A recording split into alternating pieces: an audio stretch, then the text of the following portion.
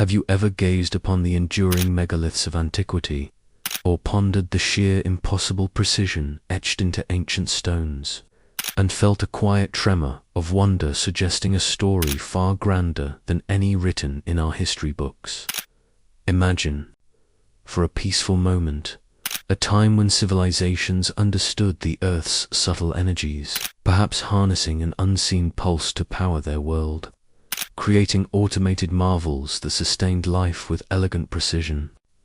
What if the structures that stand as silent monuments today were once part of a vibrant network, connected by universal measurements and communicating across vast distances through unseen currents and forgotten acoustic pathways? Consider ancient societies with a command over materials so profound they crafted vanishing alloys and designed cities in perfect harmony with cosmic rhythms. Their knowledge stretching beyond our contemporary grasp. Journey with us as we gently unearth the whispers of a lost mastery, guiding you to the very foundations of forgotten power. The pyramid's inner pulse, resonant energy theories. We begin our tranquil journey not with a question, but with an observation of the colossal and enigmatic structures that stand as silent sentinels across the sands of time, particularly the Great Pyramids of Giza, whose sheer scale and enduring mystery have captivated human imagination for millennia, for generations. These monumental marvels have been predominantly seen as the grand final resting places of pharaohs, their internal passages guiding souls to the afterlife, or as precise astronomical observatories charting the dance of distant stars across the velvet sky. Yet, as we gently delve deeper into the whispers of ancient ingenuity, another fascinating and profoundly serene theory emerges, inviting us to contemplate these towering structures not merely as tombs or celestial markers, but as sophisticated, forgotten machines, subtly designed to interact with the very energies of our Earth and its atmosphere, serving as a potential core power source for a lost civilization, whose technological footprint might have been far more intricate and harmoniously integrated with natural forces than we currently comprehend. It is pondered that the pyramids, with their precise geometric forms and specific geographical placements, were carefully orchestrated to harness telluric currents, the subtle, natural electrical currents flowing within the Earth's crust, almost like immense, silent receivers or conductors, drawing upon the planet's own vital pulse, a quiet, pervasive energy often unseen but perpetually present beneath the surface. Imagine, if you will, the serene flow of these invisible streams, gently guided and perhaps amplified by the pyramid's unique crystalline structure and the very materials from which it was so meticulously assembled beyond the Earth's subtle currents. Some theories gently propose that these ancient marvels were also designed to interact with atmospheric energy, quietly drawing upon the sky's electrical charges or even the more subtle vibrations carried on the wind, much like a vast, silent antenna collecting ambient energy from the air itself. One might envision the colossal limestone casing, now largely gone but once gleaming white, acting as an insulator, while the internal granite components, rich in quartz, served as the conductive and resonant heart of this immense energy system. The astonishing precision of their construction, with blocks weighing many tons fitted together with scarcely a hair's breadth between them, hints at a profound understanding of physics and material science that transcended basic masonry. This isn't merely about stacking stones, but about creating an integrated, purposeful apparatus. Consider the heart of these colossal structures, specifically the King's Chamber, meticulously crafted from vast blocks of red Aswan granite, a material renowned for its high quartz content and piezoelectric properties, meaning it can generate an electrical charge when subjected to mechanical stress or vibration, or, conversely, vibrate when an electrical field is applied. It is theorized that the incredible weight of the pyramid above, coupled with telluric currents or even ambient atmospheric vibrations, could have set these granite chambers into a harmonic resonance, creating a subtle but continuous energetic field. The Grand Gallery, a long, high, intricately corbelled passage, is also a subject of peaceful speculation, proposed by some to have functioned as a resonant waveguide, amplifying and directing these subtle vibrations, perhaps focusing them to a specific point within the chamber, or even transmitting them outward. The very design of these internal spaces seems to echo acoustic principles, suggesting they were not just pathways, but functional components of a larger, unseen mechanism. Furthermore, the presence of water, either in underground chambers or as part of ancient now dry channels leading to the pyramid, plays a quiet role in these theories. Some researchers gently propose that water, known for its conductive and vibratory properties, could have been integral to the pyramid's energy system, either by flowing through specific conduits to generate electrical induction, or by enhancing the resonance within the chambers. Imagine water, a life-giving element, silently flowing within concealed passages, interacting with the telluric energies and the resonant frequencies of the granite, creating a seamless loop of natural power generation. The very placement of the Great Pyramid of Giza, situated on a limestone plateau crisscrossed by underground water channels, could be seen not as coincidence, but as deliberate engineering to tap into these natural resources for an energetic purpose. This sophisticated interplay of geological location, material properties, precise geometry, and the subtle presence of water suggests a holistic approach to energy harnessing, far removed from our modern industrial methods. This wasn't about burning fuels or spinning turbines. It was about understanding and working in harmony with the Earth's own subtle energies, a form of sustainable, organic technology that leaves little trace in our archaeological records beyond the magnificent structures themselves. The silence of these colossal stones, standing steadfast through millennia, belies a profound activity, a quiet hum that resonated with the planet's pulse, a constant unseen power. The profound implication is that these pyramids, rather than being mere symbols of individual power or ancient ritual, could have been dynamic components of a vast integrated energetic infrastructure for a highly advanced lost civilization. What kind of power could this generate? Not necessarily the kind that lights our cities or runs our computers today, but perhaps subtle energy fields for environmental regulation, for influencing climate patterns in localized areas, for powering less tangible devices related to healing or consciousness, or for facilitating long-distance communication. It hints at a civilization that understood the Earth as a living organism interconnected with cosmic forces, and built their most monumental structures to reflect and interact with this grand, unseen design. The absence of obvious machines. In the conventional sense, within these structures no gears, no circuits, no wires might simply mean that the pyramid itself was the machine. Its function derived from its precise form, its materials, and its interaction with natural planetary forces. This philosophical shift in viewing ancient monuments opens our minds to the enduring nature of mystery and the possibility of a wisdom so profound, so integrated with the natural world that it transcends our contemporary understanding of technology. As we gently contemplate these serene possibilities, our perception of history expands, quietly accepting that the greatest marvels might lie not in what we immediately see, but in the unseen forces they once channeled. If massive structures could resonate with Earth's energies. Did this forgotten civilization also master the subtle, direct generation of electrical currents?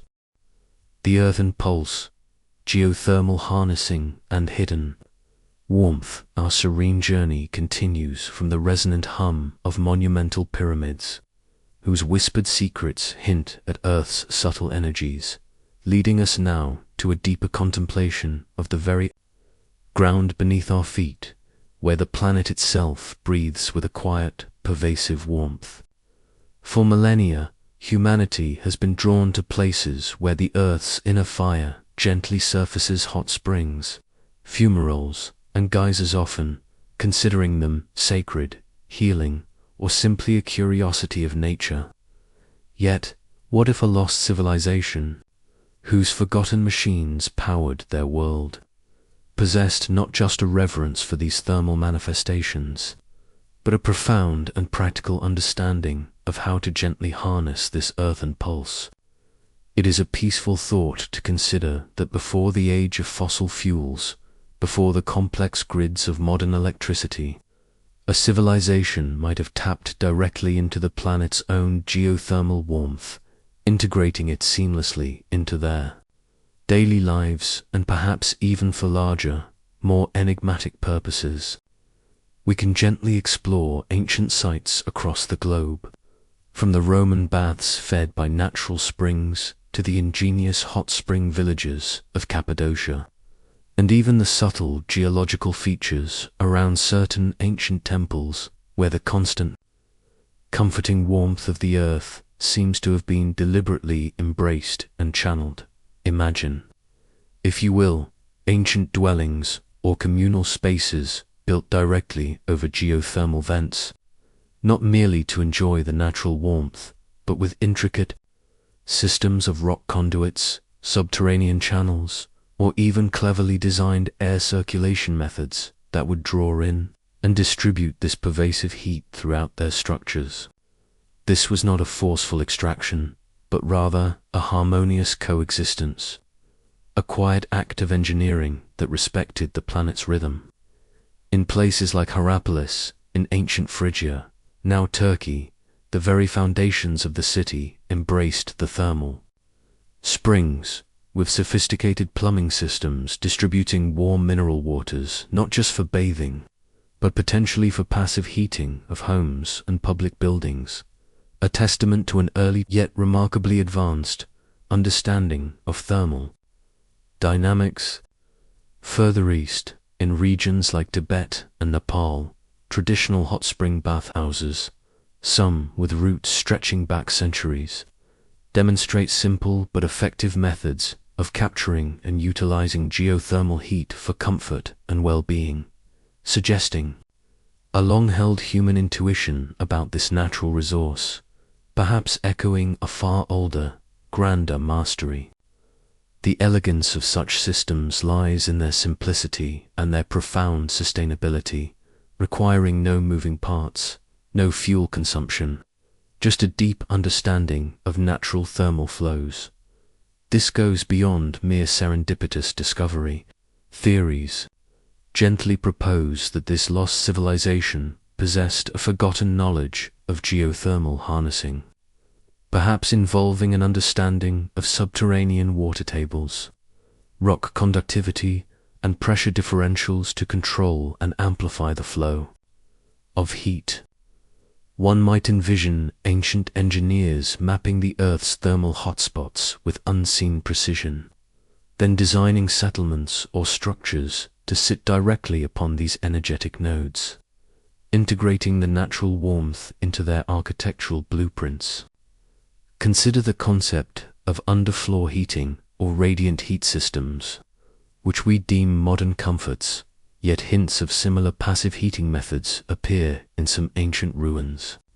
In some instances, it is pondered whether certain underground complexes, beyond just defense, were designed to maintain a stable, comfortable internal temperature year-round by cleverly interacting with the Earth's constant geothermal blanket, creating truly hidden warmth. This contrasts sharply with the labor-intensive methods of stoking, fires and managing fuel that defined heating for most of human history. The subtle evidence points towards a civilization that had mastered the art of living in gentle equilibrium with their planetary environment, turning a natural phenomenon into a reliable, consistent source of warmth, and possibly even a more complex form of energy. The very materials used in certain ancient constructions might also offer quiet clues. Certain types of stone, known for their thermal conductivity or insulating properties, could have been strategically employed to either draw in heat or retain it within structures, creating a passive, self-regulating climate system. This nuanced architectural approach speaks of a deep reverence for natural principles, where building was not just about erecting walls, but about creating living spaces that breathed with the earth. The idea of controlling underground thermal vents for energy extends beyond mere heating. Some speculative theories gently suggest that pressure from superheated underground water could have been subtly channeled through ancient pipes or natural rock fissures to power other simple mechanical devices, perhaps for milling or pumping without direct combustion. This would represent a true, sustainable, and remarkably clean power source, an elegantly simple solution for a civilization that sought harmony with its surroundings. The profound implication is that the planet itself provided the fuel, and the forgotten machines were the ingenious architectural and hydrological systems designed to gently tap into this endless natural reservoir. As we quietly contemplate this profound connection to Earth's inner warmth, we are reminded that technological advancement doesn't always mean complexity in terms of visible machinery. Sometimes it means a deep, almost intuitive understanding of natural systems and how to align human habitation with them. This mastery over the very pulse of the earth suggests a civilization that built with a wisdom that transcended immediate utility, crafting environments that were both deeply practical and profoundly peaceful. The remnants of their presence, therefore, might not be charred ruins of industrial activity, but serene structures subtly integrated into the landscape, whose enduring comfort hints at their original purpose. It encourages us to look beyond the obvious, to listen for the quiet whispers of the Earth's thermal breath, and to recognize that true ingenuity often lies in elegant solutions that work with nature, not against it. This peaceful realization expands our understanding of what powering a civilization truly means. If the very pulse of the earth could be gently harnessed for warmth and energy, what about the rhythmic motions of the cosmos itself, and how ancient minds tried to capture its essence in tangible forms? Crystal conduits, legends of energy transmission, our tranquil exploration, having gently delved into the earth's pervasive pulse and the resonant hum of ancient structures, now guides our focus to another subtle yet profoundly intriguing aspect of the natural world: the hidden power of crystals. For millennia, shimmering quartz, luminous amethyst, and a myriad of other crystalline formations have captivated human eyes, adorning crowns, gracing ceremonial spaces, and serving as objects of deep spiritual reverence across countless cultures.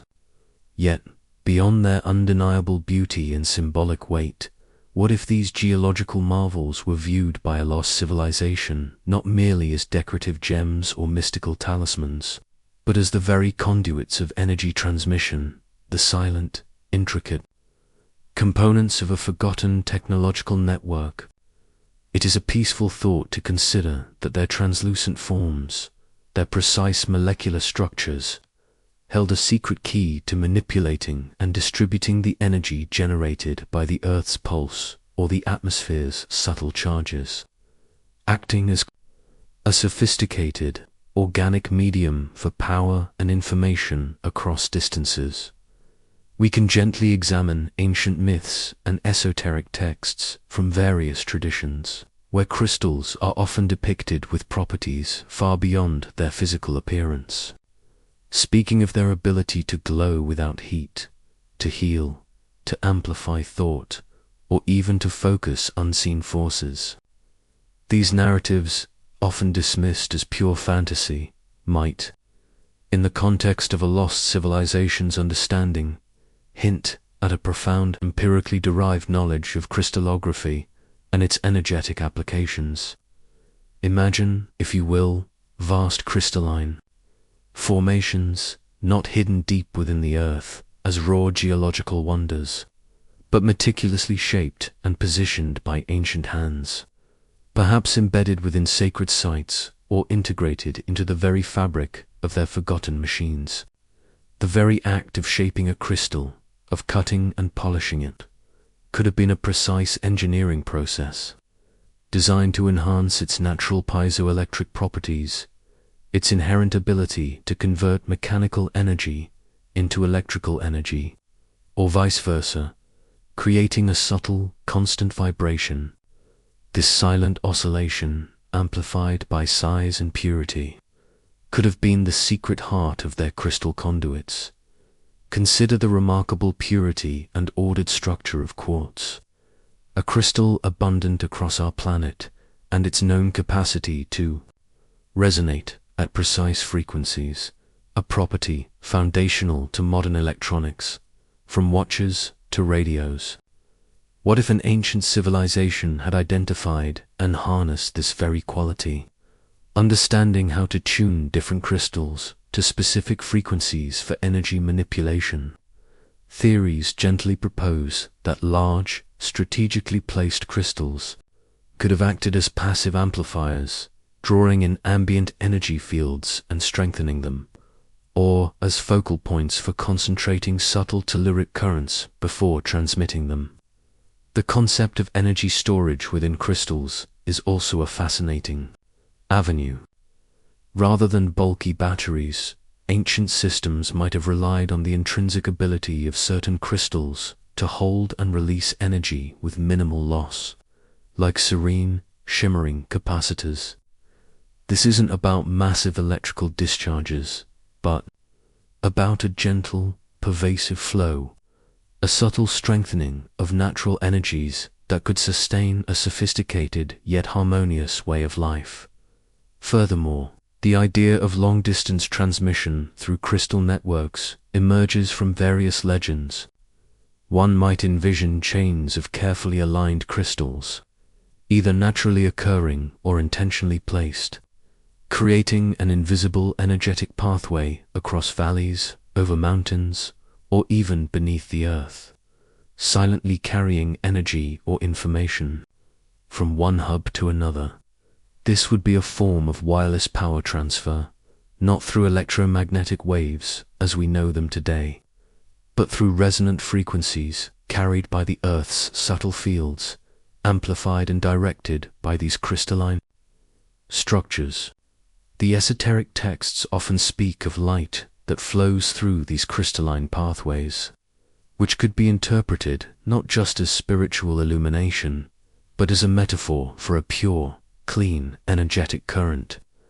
The ancient understanding of light itself might have been far broader than our current definition, encompassing the entire spectrum of subtle energy. This method of distribution would be inherently efficient and non-polluting, fitting perfectly within the paradigm of a civilization that built in profound harmony with its environment. The precise placement of certain ancient monuments, sometimes found near significant geological crystal deposits or along geomantic lines, could be interpreted not as mere coincidence, but as deliberate alignment with these crystal conduits, tapping into their inherent energetic properties. This suggests a subtle, yet pervasive, technological infrastructure interwoven with the natural world, leaving behind few obvious mechanical remnants for our contemporary understanding. The lack of conventional machinery, gears, or wires which we expect from a powered civilization, becomes understandable if the very materials of the earth, particularly crystals, were their primary technological components for energy manipulation and transmission.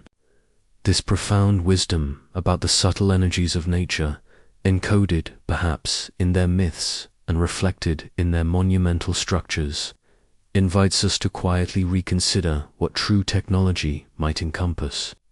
If crystals could hold and transmit energy, a testament to a deep understanding of natural power sources, what about the meticulous measurement and control of time itself, forming a basis for automated systems that ordered their complex world?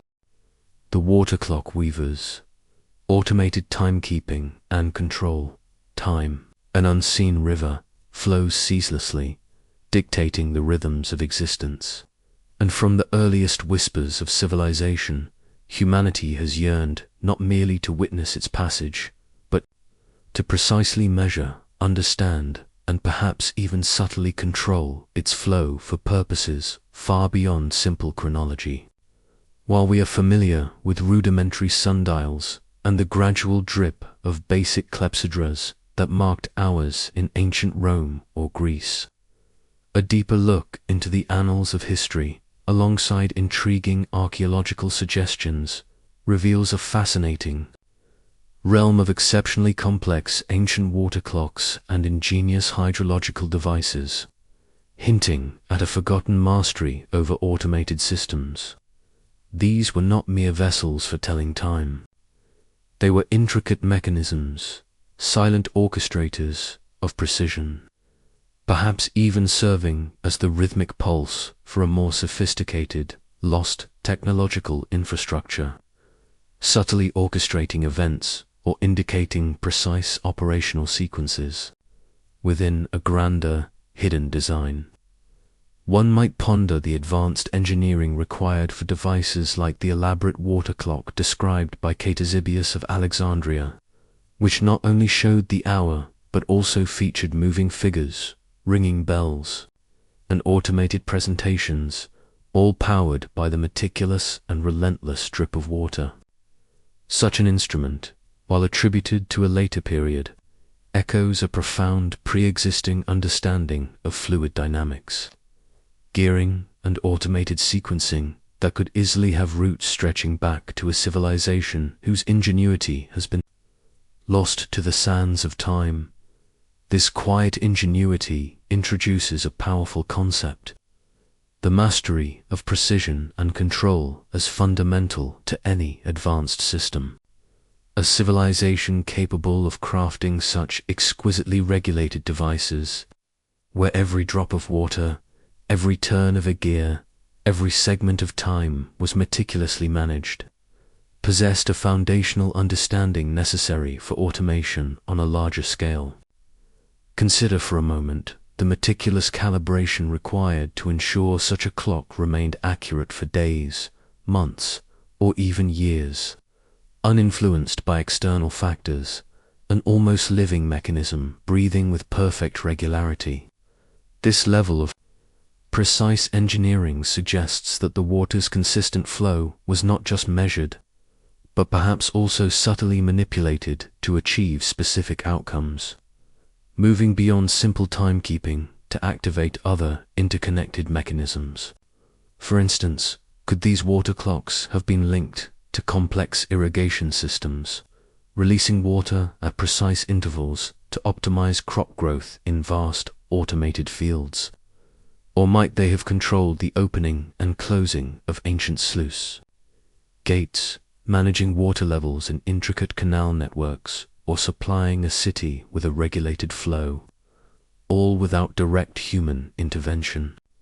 The sheer scale of some ancient hydrological projects, with their elaborate aqueducts and reservoirs, demands a consideration of automated control mechanisms to maintain their efficiency over long periods. Beyond agriculture, one might envision these hydrological devices influencing ceremonial timings, activating temple machinery at specific astronomical moments, or even serving as an early form of programmers for other forgotten machines. A gentle thought suggests that the release of water, regulated by a precise float or a calibrated siphon, could trigger a lever, open a valve, or release a weight, initiating a subsequent action in a chain of automated events. The genius lies in utilizing the constant, predictable force of gravity acting on water to create a self-sustaining and self-regulating system. This would allow for processes that operate continuously, day and night, without the constant need for human oversight, a hallmark of true automation. The quiet hum of such systems, perhaps even subterranean, would have been the unseen pulse of a thriving civilization. This deep understanding of hydraulics and mechanical sequencing suggests a society that sought efficiency and harmony in its operations, reducing manual labor and perhaps even enhancing the quality of life for its inhabitants through automated services. The subtle evidence of such thinking is embedded in the architectural layouts of some ancient cities, where water was not just brought in, but artfully distributed and managed through systems that hint at an intelligent, programmed flow.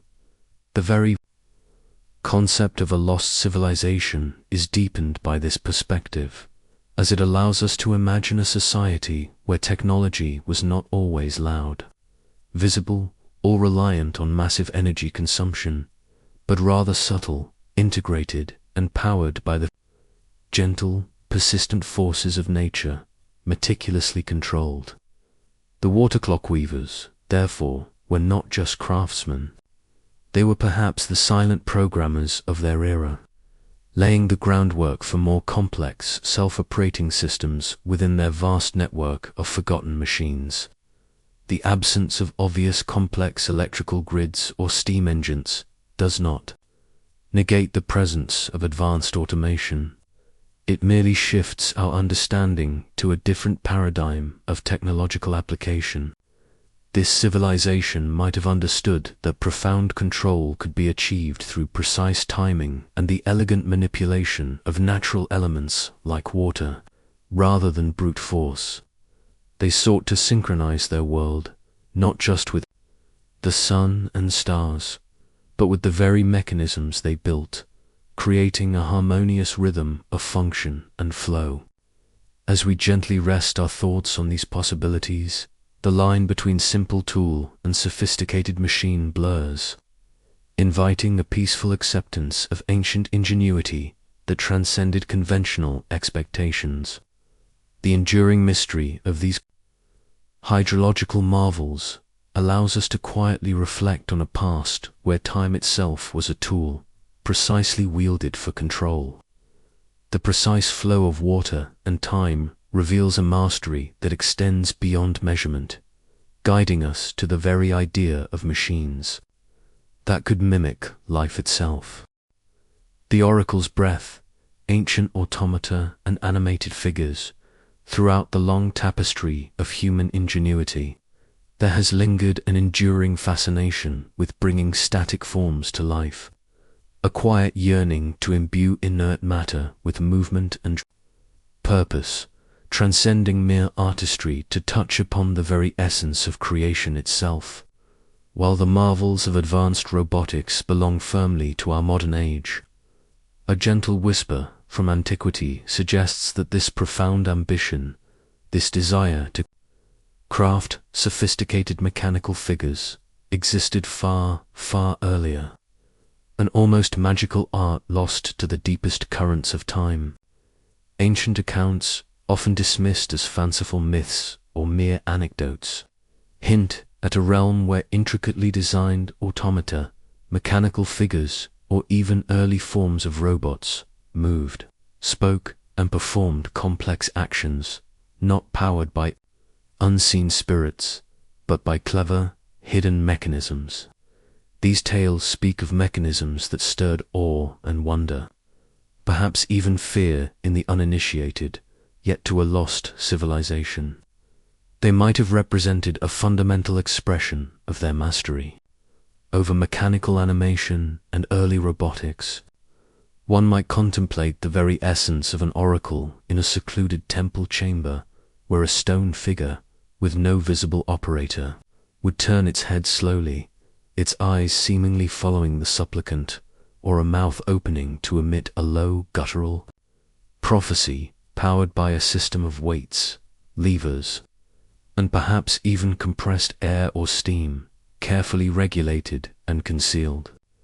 Such a device would not only enhance the mystical authority of the temple, but also showcase an astounding command of engineering principles, far beyond what we typically attribute to those ancient eras. The historical records from classical antiquity, such as the writings of Hero of Alexandria, describe ingenious devices like automated temple doors that opened as a fire was lit on an altar, or mechanical birds that sang, or figures that poured libations automatically. While Hero's era is closer to our own, his detailed descriptions suggest a sophisticated theoretical and practical understanding of pneumatics, hydraulics, and gearing that must have had precursors, perhaps echoing a much older, lost tradition of mechanical artistry. These were not simple toys. They were precision instruments designed to perform specific functions, often with a theatrical flourish, but always underpinned by remarkable engineering. Consider the intricate system of counterweights and pulleys, the meticulously crafted gears, the clever use of siphons and water displacement, all working in silent concert to animate a figure or perform a task. The very smoothness of their operation, the naturalness of their movements, would have been a testament to the skill of their makers, a quiet testament to a profound mechanical aptitude. It's a peaceful thought that in a world without electricity or complex electronics, these ancient engineers achieved levels of automation through purely mechanical means that are only now being fully appreciated. But these animated figures whisper of machines designed for more than just show or ritual.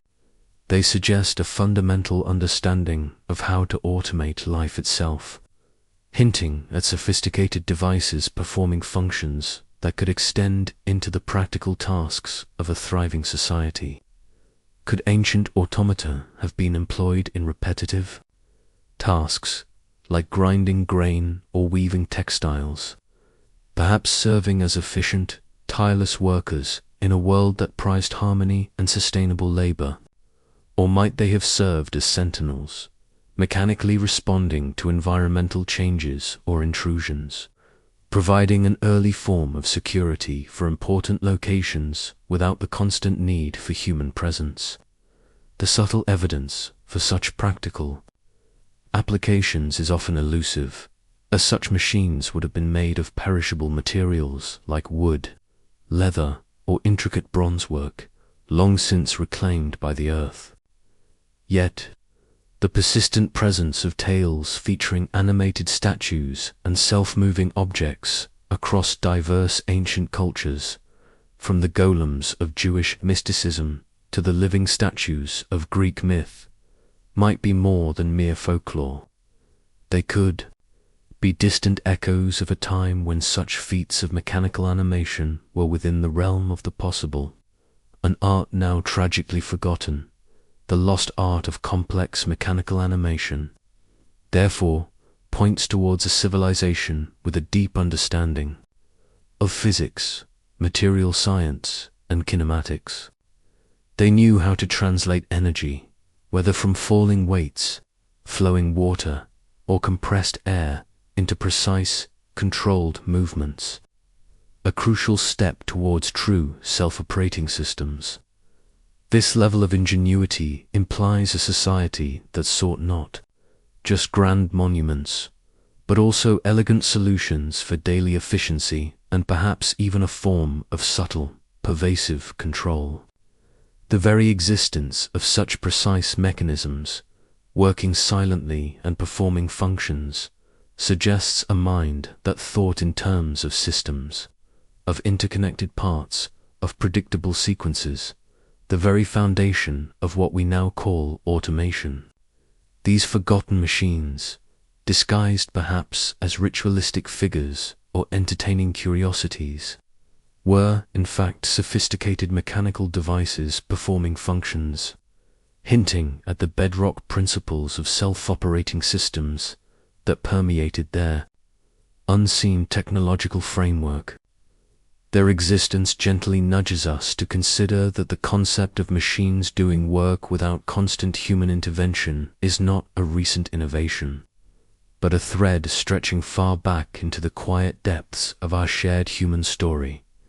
As we contemplate these serene possibilities, the distinction between artifact and apparatus blurs, inviting a peaceful acceptance of ancient ingenuity that transcended our typical definitions. The quiet grace of an automatically moving figure, the hidden gears turning silently, offer a profound glimpse into a civilization that valued precision, efficiency, and perhaps even a sense of wonder in their technology. It suggests a world where the mechanical was interwoven with the mystical, where the very act of building was a form of profound knowledge, now awaiting our gentle rediscovery in the whispers of forgotten accounts. These animated figures whisper of machines designed for more than just show. They suggest a fundamental understanding of how to automate life itself, beginning with the sustenance of populations, leading us to ponder how they fed their vast civilizations with similar ingenuity. Terraced gardens and hydro engines, automated agriculture from the very dawn of human existence. The rhythmic dance between humanity and the land has been a fundamental ballet of survival, a constant quest to cultivate sustenance from the generous embrace of the earth. While most ancient agricultural practices relied heavily on manual labor and the caprice of the seasons, a gentle examination of certain extraordinary ancient sites reveals patterns of innovation so profound, so meticulously engineered, that they hint at a forgotten understanding of automated or semi-automated agricultural systems, silently feeding a vast, sophisticated civilization. We are drawn to the awe-inspiring spectacle of vast terraced farming systems, particularly those found in the Andean highlands of Peru, which, beyond their sheer beauty, represent a monumental feat of ecological and hydraulic engineering. These are not merely steps carved into hillsides. They are intricate, often circular or concentric designs like those at Moray, where each level creates its own unique microclimate, allowing a single agricultural complex to support a surprising diversity of crops, a testament to an almost prescient understanding of biodiversity and climate control within a localized environment. What whispers from these ancient agricultural innovations is the potential for automated or semi-automated irrigation and cultivation techniques, suggesting a seamless integration of engineering with the rhythms of growth. Imagine the ingenious hydro engines at play, not as noisy, smoke-belching machines, but as silent, gravity-fed networks of channels, reservoirs, and meticulously placed siphons that could deliver water precisely where and when it was needed. With minimal human intervention once established, the precise gradients of the terraces, the carefully constructed stone walls, and the often hidden subterranean conduits all point to a system designed for highly efficient water distribution, ensuring optimal moisture for each crop without waste, a tranquil symphony of water and earth working in harmony. It is a peaceful thought that this lost civilization understood water not just as a resource to be found, but as a dynamic element to be choreographed, a liquid servant flowing perpetually through their agricultural landscapes. Consider the meticulous design behind systems like the Andes of Peru, where the terraced walls themselves might have served multiple functions beyond simple structural support. Some theories gently suggest that the varying depths of soil, the specific materials used in their construction, and the very orientation of these terraces were calibrated to absorb solar radiation, retain moisture, and even mitigate frost, creating optimal growing conditions that were almost self. This level of environmental control within an agricultural setting speaks volumes about a civilization that grasped the intricate interplay of soil science, hydrology, and local climate with remarkable depth. The sophistication required to build and maintain such vast terraced complexes, sometimes covering entire mountainsides, implies a workforce that was not merely toiling, but perhaps guiding systems that were largely self-sustaining. Once the initial monumental effort of construction was complete, the sheer scale of food production implied by these systems would have been essential for sustaining a large, perhaps urbanized, population of a forgotten civilization. Beyond the visible terraces, the hydro engines could have encompassed even more subtle forms of automation. One might ponder whether certain ancient diversion weirs, overflow channels, or even specialized water-activated mechanisms were designed to automatically regulate water flow based on rainfall, soil moisture, or even the time of day, ensuring a consistent and optimal supply without constant manual supervision.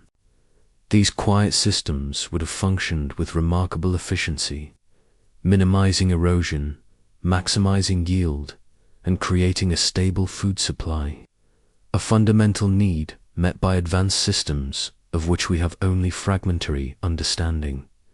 This isn't about modern pumps or sensors, but about an elegant, passive form of engineering that utilized gravity, pressure, and the natural properties of water to perform complex tasks. The precision seen in the crafting of these water channels, often perfectly level over long distances or designed with precise drops for aeration, echoes the same meticulous control observed in other enigmatic ancient constructions. The concept of automated agriculture in this ancient context transcends simple farming. It points towards a civilization that understood how to create a highly efficient, resilient, and perhaps even low-maintenance food production system. This would have freed significant portions of their population to pursue other endeavors, such as the development of other forgotten machines, the creation of profound art, or the accumulation of vast knowledge, contributing to the overall flourishing of their society. It suggests a civilization that prioritized not just sustenance, but also harmony with the environment, designing systems that worked with natural cycles rather than against them. The enduring peace found in contemplating these ancient agricultural landscapes, with their subtle evidence of immense ingenuity, invites us to look beyond the obvious tools and technologies of antiquity. This is about a holistic approach to life-sustaining systems, where every element, from the soil to the sky, was part of a grand, interconnected design, carefully orchestrated by master engineers whose wisdom we are only now beginning to dimly perceive. From feeding the population with such unseen brilliance, our quiet journey takes us to the very act of seeing and understanding the world through forgotten lenses, guiding us to their subtle instruments of perception. The labyrinthine lenses, ancient optical devices, the universe reveals itself through light, a silent dance of photons that paints our reality, allowing us to perceive the intricate tapestry of existence from the minuscule wonders hidden beneath. A leaf to the distant glimmer of a star. For millennia, the human eye has been our primary tool for navigating this luminous world.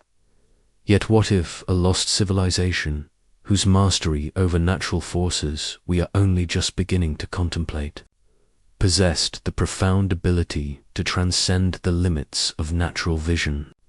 A quiet and captivating theory emerges from rare archaeological finds and intriguing historical accounts, suggesting the existence of remarkably sophisticated ancient lenses, mirrors crafted with unusual precision, and even rudimentary optical instruments that hint at a forgotten mastery of optics, enabling forms of observation and light manipulation far beyond simple reflection. These were not merely shiny surfaces for vanity, nor crude magnifiers for starting fires. They were meticulously crafted instruments, potentially allowing for magnification, observation of distant phenomena, or even the precise projection of light in dark and enigmatic spaces. One might consider the enigmatic Nimrod lens, a piece of rock crystal unearthed in ancient Assyria, dating back nearly 3 millennia. While its exact purpose remains debated, some quietly suggest it functions as a simple magnifying glass or even a component of a primitive telescope, its smooth, convex shape indicating a deliberate attempt to manipulate light in a controlled manner. Such a find, seemingly anachronistic, whispers of an underlying knowledge of optics that challenges conventional timelines.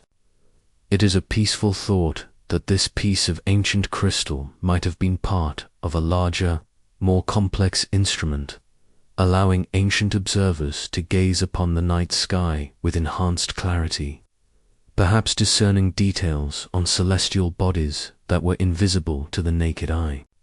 This would imply an advanced perception and instrumentation that fundamentally altered their understanding of the cosmos, connecting them to the very fabric of the universe in a way we are only now fully rediscovering, beyond mere observation. The art of ancient mirror making, particularly those crafted from highly polished bronze or silver, suggests a mastery that extends beyond simple reflection.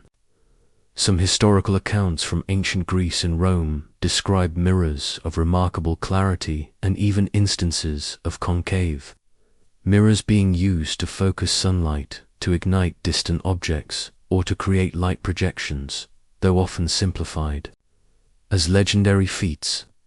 Yet, if these accounts hint at a genuine command of optics, one might consider their application within the vast, dimly lit subterranean passages of their forgotten cities, or in the grand shadowy chambers of their temples.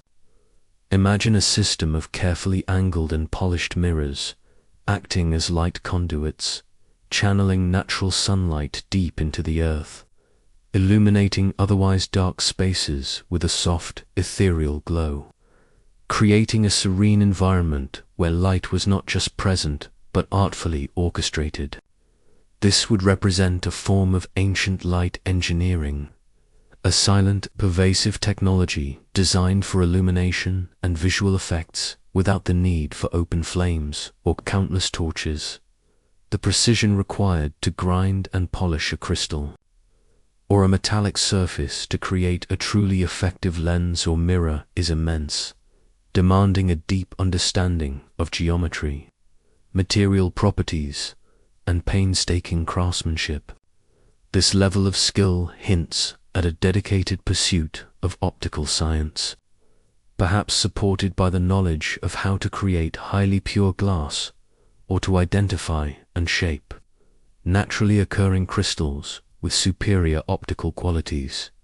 One might ponder if the forgotten machines of this lost civilization included tools specifically designed for grinding and polishing, driven perhaps by the subtle energy sources we explored earlier, allowing for the mass production or refinement of these crucial optical components.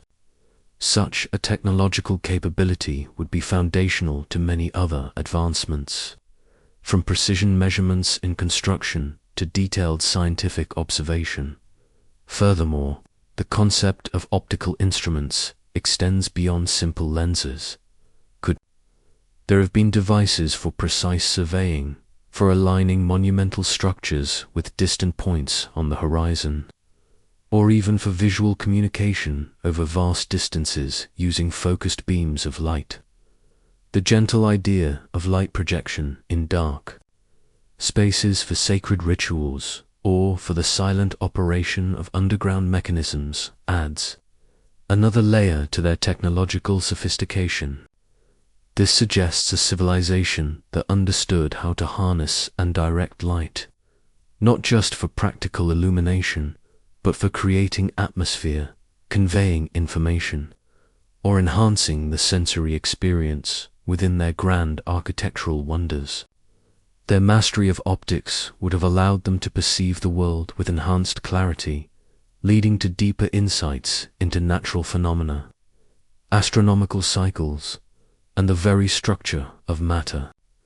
As we quietly consider these possibilities, the luminous echoes of their forgotten lenses continue to shimmer, reminding us that vision, truly, is not always about what is plainly seen, but about the profound ways in which light can be manipulated to reveal hidden truths. This mastery of light and vision leads us to ponder how they might have communicated and warned across vast distances, using signals unseen by the uninitiated, bridging the quiet expanse with unseen messages.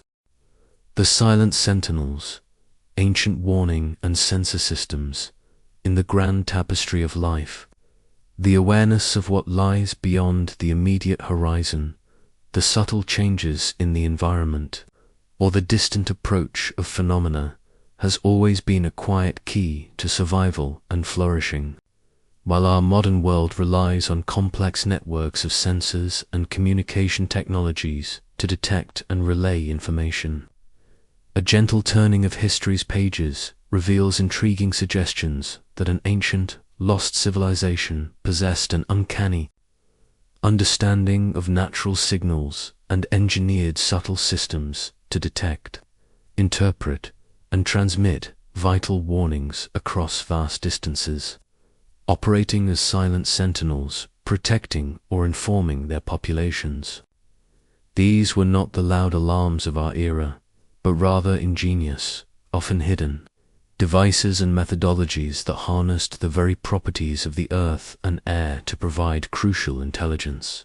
One might quietly ponder ancient alarm systems that went far beyond the simple shouts of a watchman or the fleeting flicker of a signal fire. What if, for instance, certain natural formations, or even the precise geometry of specific structures, were understood and enhanced to serve as remarkably sensitive seismic detectors, capable of sensing the faintest tremors in the Earth's crust long before they posed a visible threat? Consider the subtle evidence from sites built in seismically active regions, where certain chambers or water features might have been designed to act as early warning indicators. A well-known phenomenon involves water levels in wells subtly changing before an earthquake, a fact likely observed by ancient peoples. What if this observation was formalized, with specific deep wells or reservoirs becoming integrated into a sensing network, perhaps equipped with floating indicators or resonant chambers that would react to imperceptible ground vibrations, providing a precious window of advance notice? These would be environmental sensors of an organic kind, seamlessly integrated into the landscape, working silently beneath the surface. Beyond seismic activity, we might gently speculate on ancient methods of weather forecasting that transcended mere cloud observation or wind direction. Perhaps certain natural formations or even built structures were understood to subtly interact with atmospheric pressure changes, humidity, or the Earth's electromagnetic field, offering clues about impending storms or shifts in climate patterns. Crucial for agricultural planning or safe travel, such an understanding would imply a deep, holistic connection to the planetary environment, seeing the Earth itself as a vast, living sensor network. The concept of distant communication signals also expands beyond the simplicity of smoke or beacon fires. If an ancient civilization understood the principles of acoustics as hinted at by resonant chambers in some megalithic sites, could they have engineered pathways for sound to travel across immense distances, using natural echoes or specific architectural features to amplify and direct sonic messages? Imagine ancient signal stations, perhaps in the form of carefully shaped natural rock formations or precisely carved stone structures, designed to carry a whispered word or a specific tone over miles, acting as an acoustic telegraph. This would be a form of communication unseen by the uninitiated, relying on the subtle physics of sound propagation through the air or even the ground itself.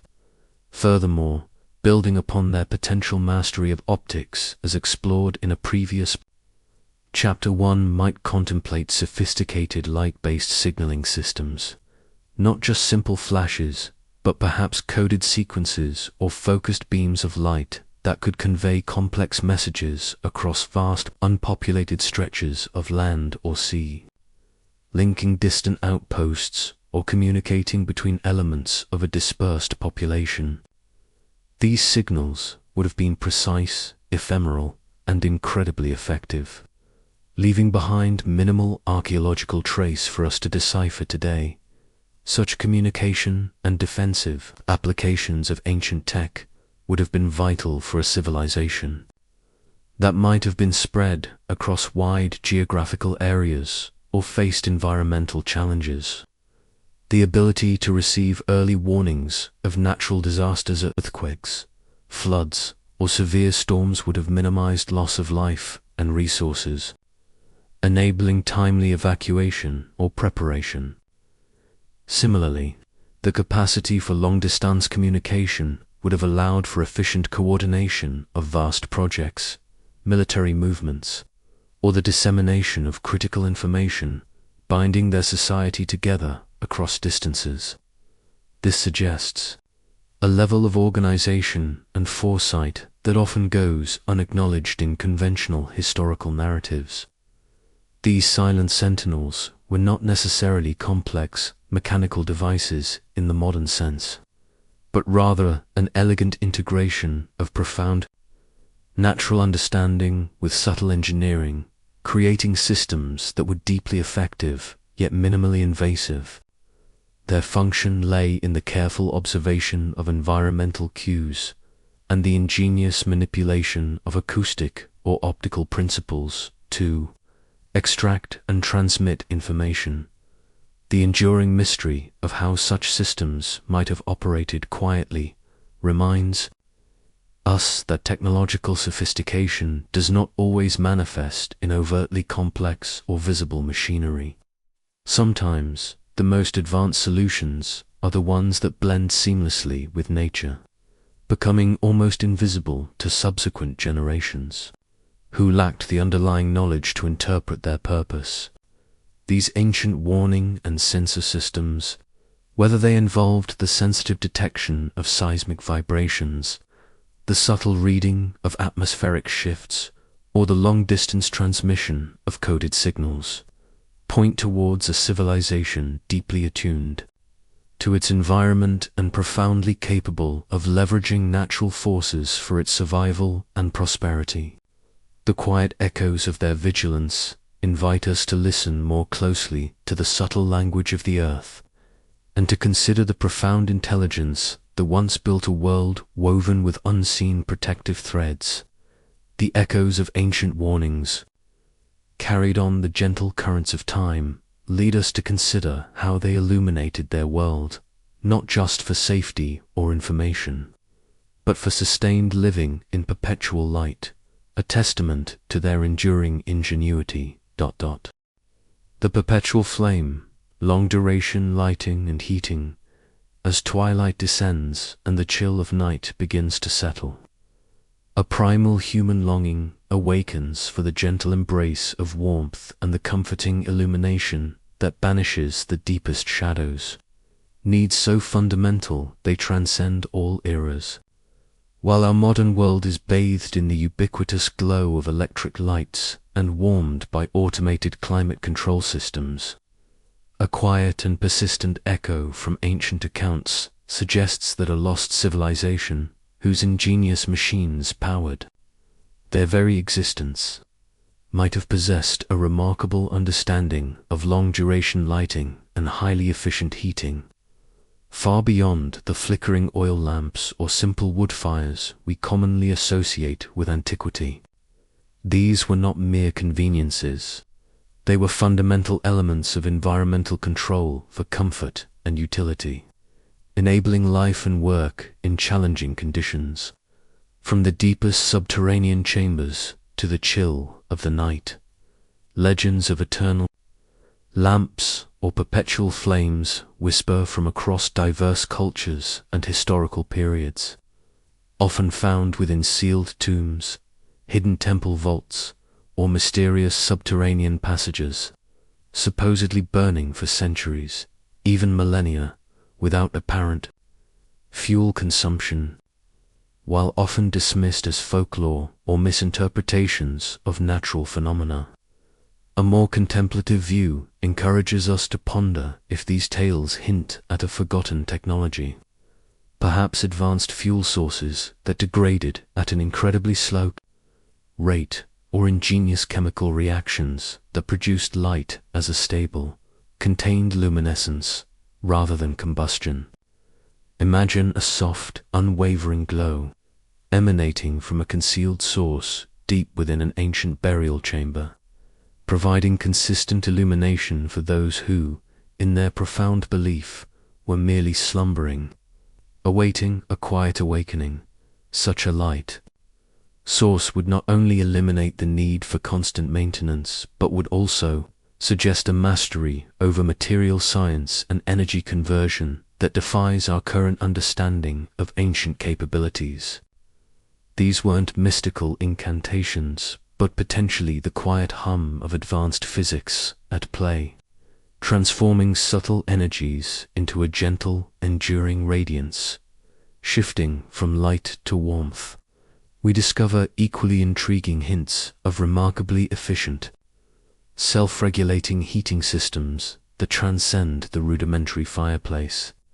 While the Romans perfected the hypocaust system, circulating hot air beneath floors, what if an earlier lost civilization possessed even more sophisticated methods, perhaps harnessing the geothermal warmth of the earth itself with an unseen elegance, building upon principles we explored previously? One might envision entire living complexes or vast communal spaces, designed with intricate subterranean channels or precisely engineered ventilation systems that drew in natural warmth from the Earth's core or from strategically placed geothermal vents. This wouldn't be about actively burning fuel to generate heat, but about intelligently channeling and distributing the planet's own pervasive warmth, creating a comfortable, stable internal climate year-round, regardless of external conditions. The absence of soot, the lack of visible fuel consumption, and the consistent temperature control would be the silent hallmarks of such advanced systems. These heating systems might have integrated with the very architecture of their dwellings, becoming invisible components of the structure itself. Picture a seamless integration where the walls, floors, or even furniture subtly radiated warmth, controlled by passive means or clever design that reacted to ambient temperatures. This level of sophisticated environmental control would have greatly enhanced the comfort and health of their populations, particularly in regions with harsh winters or in deep underground cities where natural light and warmth were scarce. It hints at a civilization that understood the subtle interplay between architecture, geology, and human physiology, designing living spaces that were not just shelters, but intelligent, self-regulating environments. The concept of energy conversion for heating could also extend to the use of unique materials with high thermal mass, capable of absorbing and slowly releasing heat over long periods, or even materials that reacted to subtle energy fields, perhaps channeled by crystal conduits, as we mused upon earlier, to generate warmth. The persistence of legends about structures or spaces maintaining inexplicable warmth or light for centuries is a gentle invitation to consider that these phenomena were not miraculous, but rather the result of a profound forgotten understanding of physics and engineering. This suggests a civilization whose forgotten machines were not always obvious contraptions of gears and levers, but rather integral, often invisible, parts of their built environment, addressing fundamental human needs with an elegance and efficiency that speaks of a truly advanced technological approach. Their mastery over long-duration lighting and efficient heating would have allowed them to thrive in diverse and challenging environments, expanding their habitable zones and enabling sustained activity even in perpetual darkness or cold. This gentle contemplation of their mastery over light and warmth expands our understanding of their ingenuity, reminding us that the greatest solutions are often those that work most harmoniously with nature, leaving behind subtle traces that only the quietest reflection can begin to decipher. From lighting and heating, we broaden our view to the very design of their cities, where seamless integration of advanced sanitation reveals an unseen layer of genius, beckoning us to explore the unseen fabric of their urban harmony. Urban harmony, advanced plumbing and sanitation. Beneath the bustling avenues and serene plazas of every thriving settlement lies a hidden pulse, an intricate network of unseen currents that quietly define its very ability to sustain life and foster a harmonious existence. While popular understanding often marvels at the grandeur of ancient temples and monuments, a more profound testament to a lost civilization's ingenuity might be found in the subtle, often overlooked complexity of their urban harmony, the remarkably sophisticated systems of plumbing, intricate sewer networks, meticulous waste management, and comprehensive public health infrastructure that allowed millions to live in close proximity with cleanliness and quiet comfort. Beyond the well-documented feats of Roman aqueducts bringing fresh water to their sprawling cities, or the highly organized drainage systems of the Indus Valley settlements, our gentle inquiry seeks an even deeper layer of sophistication, probing for evidence of potentially self-regulating or filtration-based elements that transcended simple gravity flow, hinting at a truly holistic approach to societal well-being. Consider, for a moment, the vast scale of water delivery within homes and public buildings, not just to the city gates. In some ancient ruins, hints of individual household connections, internal pipes crafted from lead, clay, or even more durable, yet now unknown, materials, suggest a level of convenience and hygiene we attribute to much later periods. Was there a system that managed water pressure, perhaps through elevated tanks or ingenious hydraulic principles, to ensure a consistent flow to multiple stories or diverse outlets? And what of the careful separation of water types fresh for drinking and bathing, distinct from that used for waste? A subtle, yet profound understanding of public health woven into the very fabric of their daily existence. This speaks not merely of pipes, but of a comprehensive philosophy of water management that prioritized purity and widespread access for all inhabitants. A silent agreement to uplift the collective well-being through advanced municipal services. The intricate sewer systems of ancient metropolises, often lauded as marvels of engineering, also invite a deeper contemplation. While the Cloaca Maxima of Rome is a testament to immense labor and effective gravity-based drainage, One might wonder if a lost civilization devised methods to make these underground arteries even more efficient, perhaps requiring less manual maintenance. Could there have been features that allowed for periodic self-flushing, triggered by accumulated water or a timed release, akin to an automated clearing mechanism? Or perhaps certain sections were designed with particular gradients, or bends that naturally prevented blockages, harnessing the fluid dynamics of waste flow with an intuitive brilliance. This implies an understanding that went beyond merely moving waste out of sight. It involved an active, perhaps even passive, management of its flow to ensure continuous, uninterrupted function, a silent guardian of urban cleanliness. Furthermore, the management of solid waste, often an overlooked challenge in dense populations, also bears consideration. Were there early forms of organized collection systems beyond simple dumping grounds? One might ponder if organic waste was channeled to specific areas for composting and reuse in their automated agricultural systems, creating a closed-loop ecological harmony that would be astounding for antiquity. The careful layering of refuse, observed in certain archaeological digs, far from random, could hint at a methodical approach to waste disposal. Perhaps even an early form of recycling where certain materials were sorted and repurposed. This would suggest a society that understood resource management on a broad scale, reducing environmental impact and maximizing utility, reflecting a deep wisdom in their urban planning, the very essence of public health infrastructure within. This lost civilization would have been revolutionary. Beyond advanced individual plumbing, consider the prevalence of public baths, not just for hygiene, but as centers for communal well-being, supplied by clean, possibly filtered water.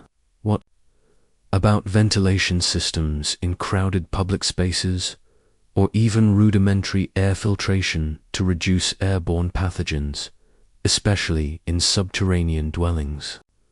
The remarkable absence of widespread epidemic evidence in certain ancient cities, despite their density, could hint at ingenious sanitation practices and public health regulations that were universally adhered to, perhaps enforced by the efficient design of the systems themselves rather than overt mandates.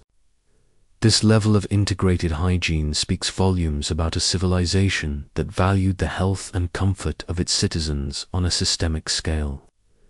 Seeing sanitation not as a chore, but as an essential pillar of urban harmony, the speculation deepens. When we consider the possibility of filtration-based elements within their water and waste systems, could they have understood natural filtration beds, using layers of sand, gravel, and charcoal to purify water before it reached homes, ensuring its pristine quality? Or perhaps certain waste channels incorporated sedimentation tanks or even primitive biological filtration zones where natural processes helped break down waste before it was released, minimizing pollution and ensuring a healthier environment. For all, this speaks to a holistic approach where water was treated as a precious resource, both incoming and outgoing, managed with an almost gentle reverence for its purity. This quiet integration of advanced hydraulics, ecological understanding, and public health principles paints a picture of a civilization whose forgotten machines were not only about generating power, but about creating a truly livable, sustainable, and harmonious urban existence. This harmonious urban design whispers of a common blueprint, a universal system of knowledge that might have spanned continents, beckoning us to explore the unseen fabric of their intellectual connectivity. The global grid markers, universal measurement, and standard any complex marvel. In the creation of any complex marvel, whether a towering edifice or an intricate device, there lies an unspoken foundational truth. the quiet necessity of precision, of shared understanding, and of a common language of dimension. As we gently move from the integrated urban systems of a lost civilization, our thoughts now drift towards the remarkable consistency found in seemingly disparate ancient constructions across the globe, hinting at a profound universal system of knowledge that might have served as the intellectual bedrock for their interconnected world. For centuries, archaeologists and researchers have marveled at the astonishing precision embedded within structures like the Great Pyramid of Giza, whose angles align with the cardinal points with an almost impossible accuracy, or the meticulously carved stones of Puma Punku, fitted together with such flawless exactitude that a razor blade cannot be inserted between them. These examples, often attributed to immense labor and simple tools, begin to whisper of something more sophisticated, a shared, standardized system of universal measurement and technical benchmarks that transcended geographical and cultural boundaries, implying an organized, interconnected world operating under a common, refined understanding. Consider the intriguing theories suggesting that various ancient units of measurement, despite bearing different names, such as the Egyptian cubit, the megalithic yard, or the Sumerian foot, may actually be subtly interrelated through precise mathematical ratios, all derived from a common, underlying standard. It is a peaceful thought that this was not a chaotic collection of local systems, but rather a harmonious network, where a common blueprint dictated the dimensions of their engineering across vast continents. Imagine the quiet consistency in the construction of a temple in ancient Egypt, echoing a similar precise geometry found in a distant structure across the ocean, suggesting that the master builders shared not just abstract ideas, but practical, quantifiable standards for distance, angle, and proportion. This kind of standardization would have been the foundational intellectual tool for large-scale coordination, enabling architects and engineers in widely separated regions to work towards a common goal, perhaps even sharing design plans or material specifications without the need for cumbersome conversion tables beyond linear measurements. This unseen standardization extends to units of weight and volume. Are there subtle clues in the consistent capacity of ancient containers, or the precise mass of trading weights found in disparate locations, that hint at a universal system governing commerce and resource management? One might ponder ancient scales and balances, operating with remarkable accuracy, reflecting a universally accepted system of mass that facilitated fair exchange and precise material handling across their interconnected world. This would not be merely a practical convenience. It would be a powerful indicator of a highly organized global network, where the flow of goods, resources, and perhaps even knowledge was underpinned by a shared, rigorous understanding of quantifiable reality. This level of economic and logistical integration suggests a civilization far more advanced in its global coordination than traditional narratives allow us to comfortably imagine. Operating with a quiet, pervasive efficiency, the very existence of such precise structures and standardized measures then leads us to quietly contemplate the use of precise tools that allowed for their creation. Moving beyond just simple stone cutting, which itself required immense skill, what kind of instruments would enable perfectly flat surfaces, precise angles, and flawless joinery?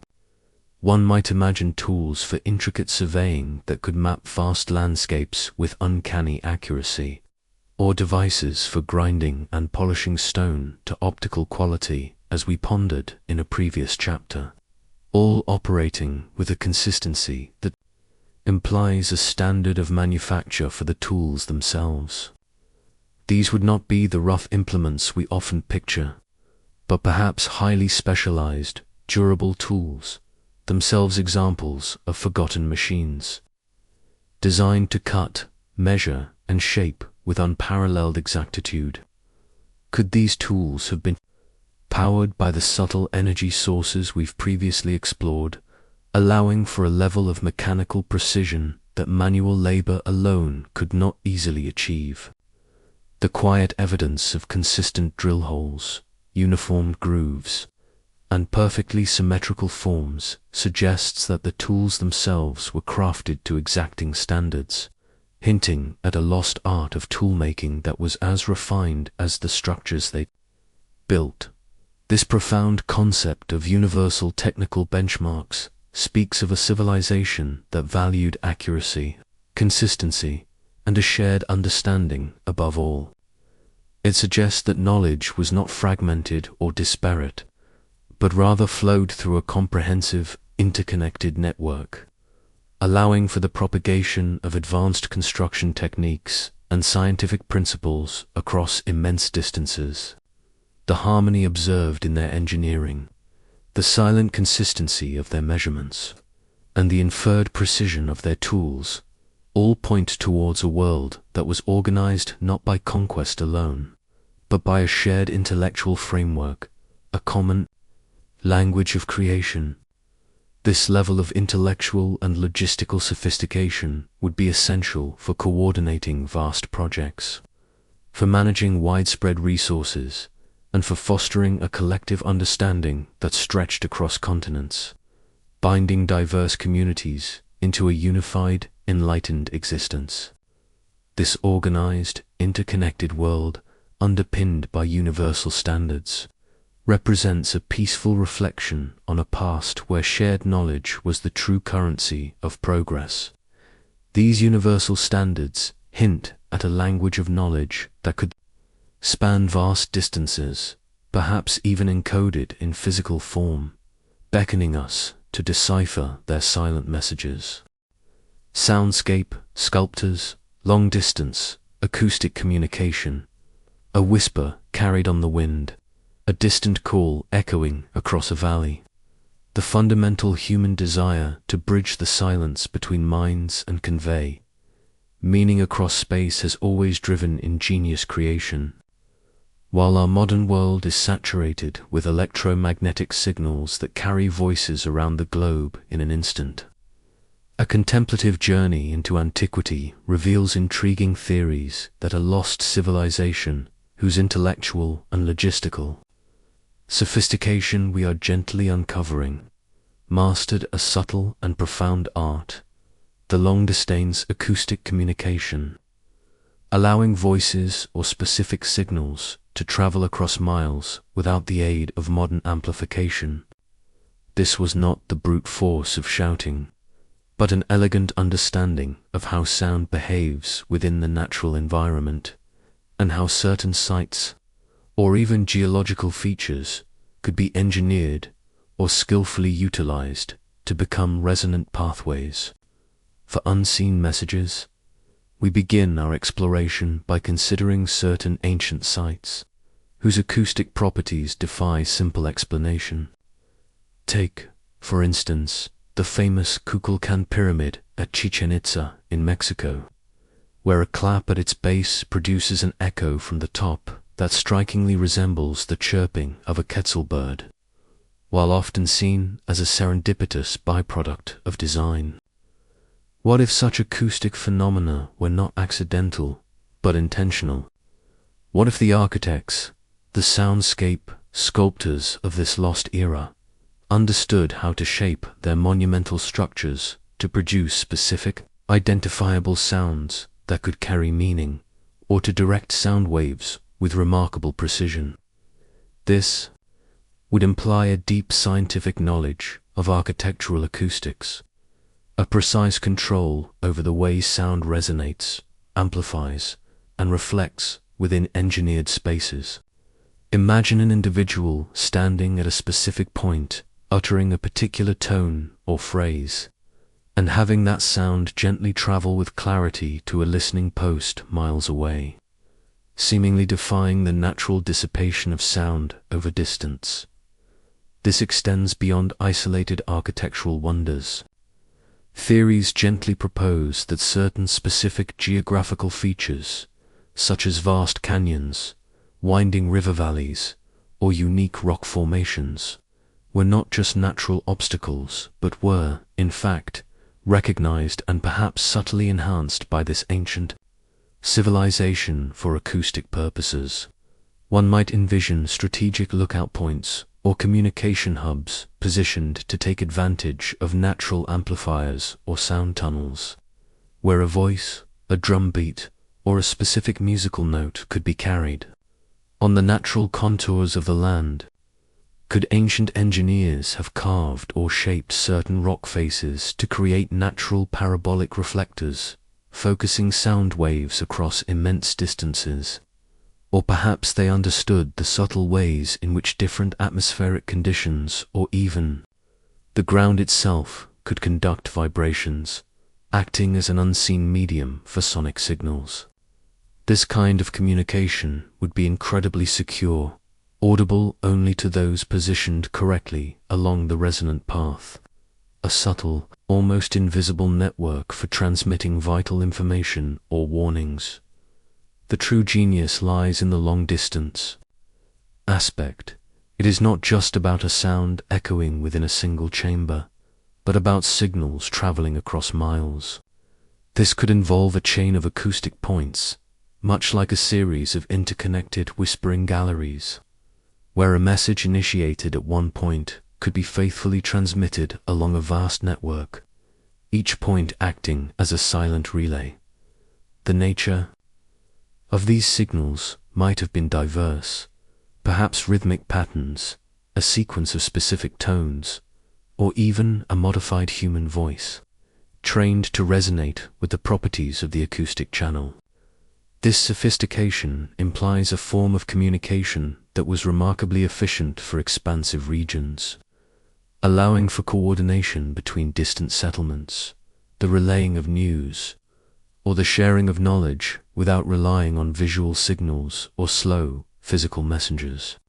The quiet operation of such systems, relying purely on the physics of sound and the ingenuity of design, would have been a hallmark of their advanced yet harmoniously integrated technology. The absence of modern amplification makes this concept even more compelling.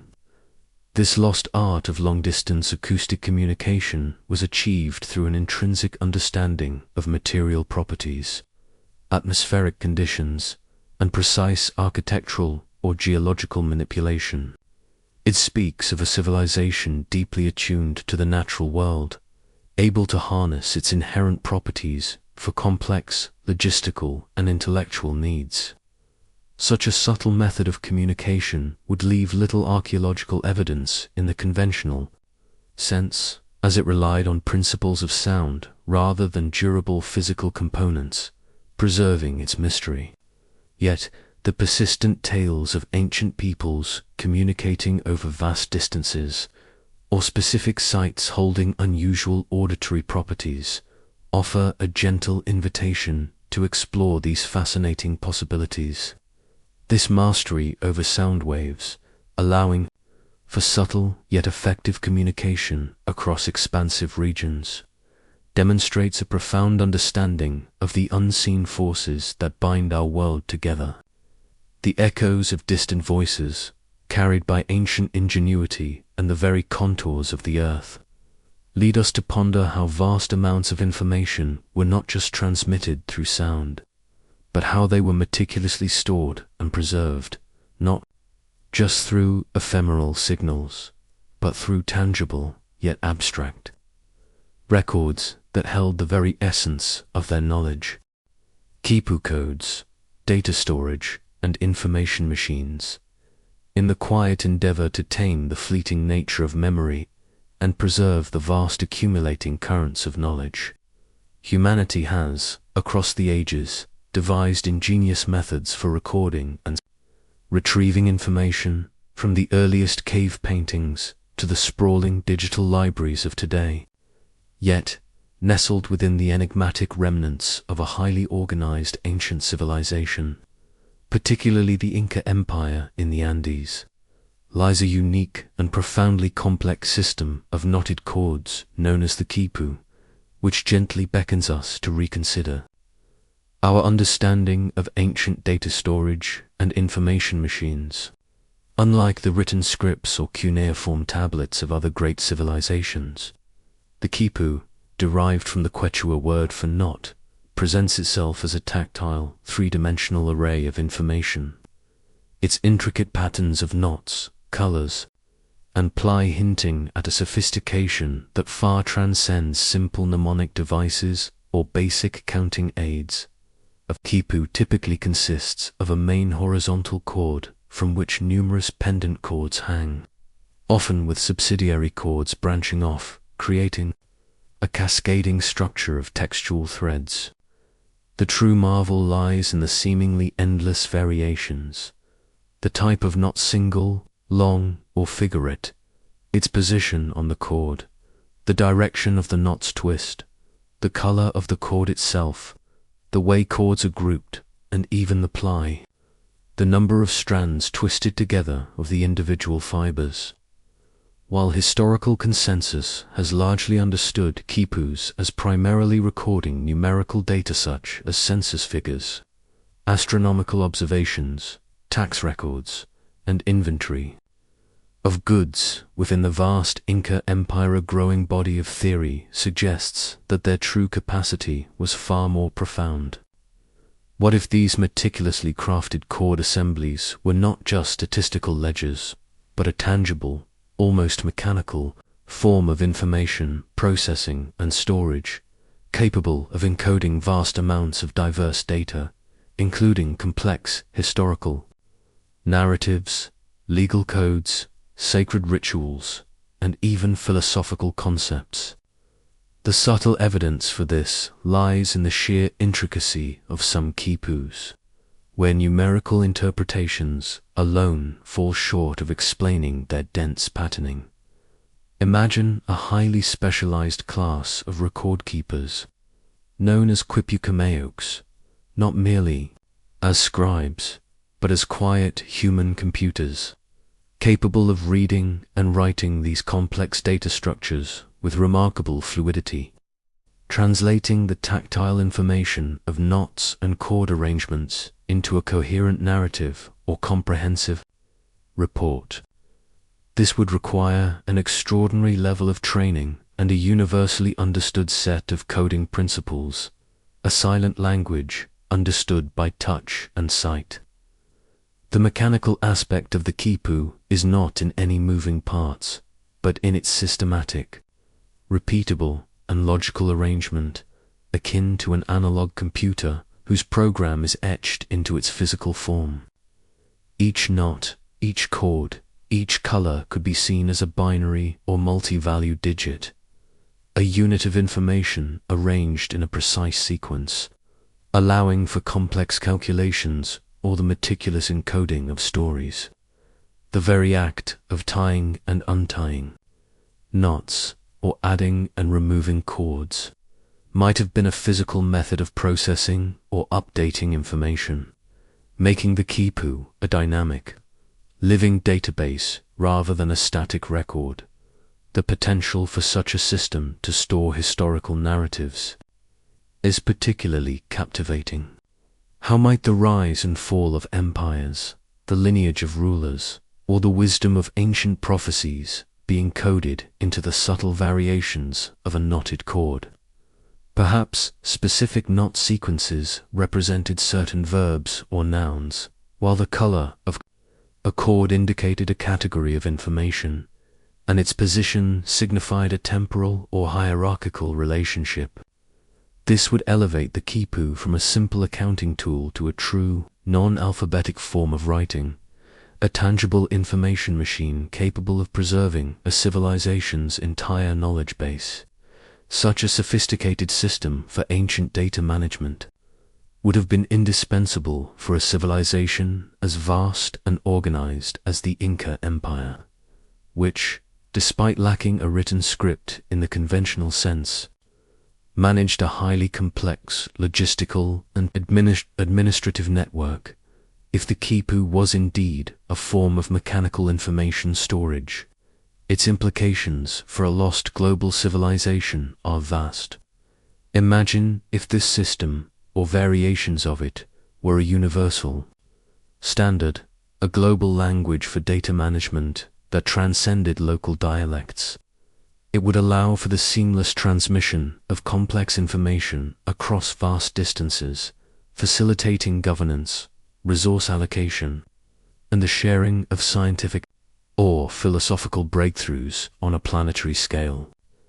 The physical portability of quipus, compared to heavy stone tablets or fragile scrolls, would make them ideal for transmitting critical intelligence by runners or sea voyagers, silently carrying immense libraries of knowledge across the globe. This mastery of abstract data representation and physical information storage hints at an intellectual sophistication that valued precision, organization, and the enduring power of recorded knowledge. As we quietly contemplate the silent complexity of these knotted cords, we are invited to look beyond our preconceived notions of what ancient technology could be, and to embrace the peaceful possibility that the very fabric of knowledge itself was once woven into tangible forms, waiting for a lost key to unlock its stories. This mastery of information, elegantly held within a tangible form, hints at a profound understanding of design, woven into the very fabric of their settlements, guided by principles still unseen. The sacred geometry of cities, designed for unseen forces. In the quiet contemplation of creation, one often finds that the grandest designs are not merely built, but emerge from an underlying order, a profound blueprint whispered into the very fabric of existence, shaping not just isolated structures, but entire landscapes of human habitation. As our gentle exploration of ancient knowledge continues, we shift our gaze from individual engineering marvels to the breathtaking scale of major ancient cities themselves, revealing patterns and principles that transcend mere practical urban planning. For centuries, the precise layouts of sites like the colossal city of Teotihuacan in Mesoamerica, with its monumental pyramids and its remarkably straight avenue of the dead, or the sprawling temple complex of Angkor Wat in Southeast Asia, meticulously designed as a cosmic mandala surrounded by vast hydrological systems, have fascinated scholars.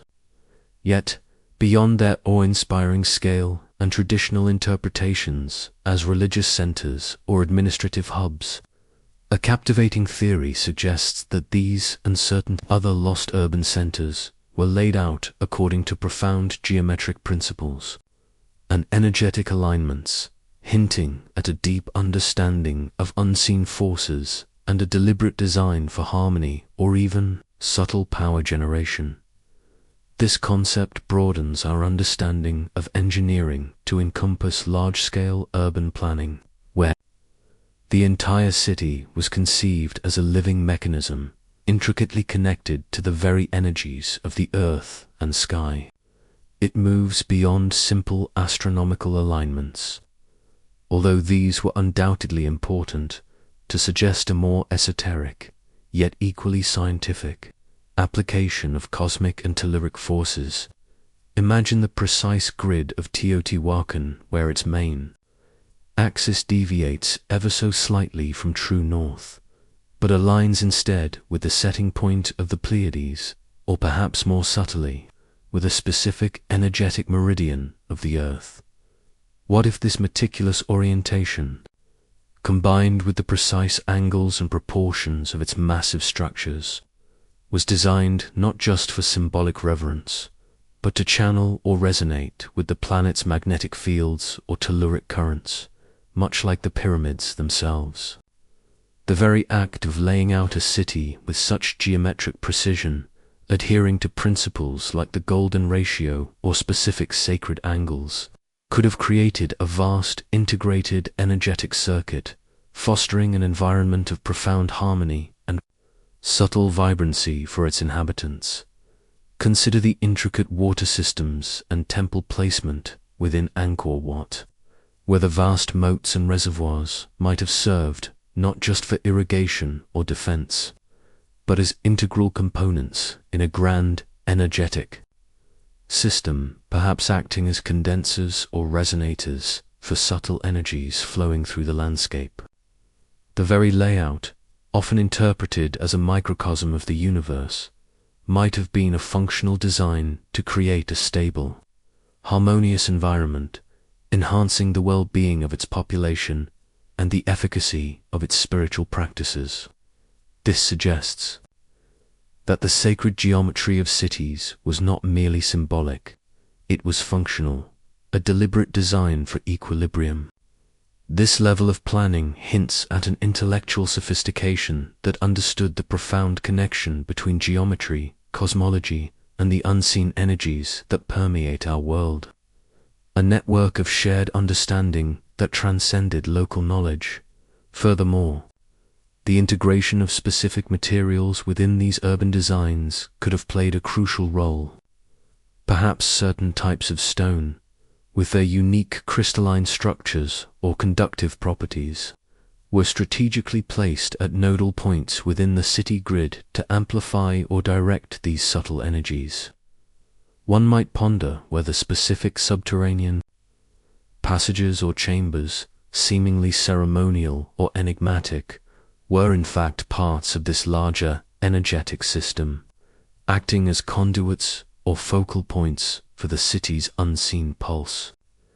This suggests a civilization that conceived of its urban centers not merely as collections of buildings, but as vast, interconnected organisms, designed to interact dynamically with the natural environment, drawing upon its pervasive forces for comfort, utility, and perhaps even forms of subtle power generation that defy our current understanding.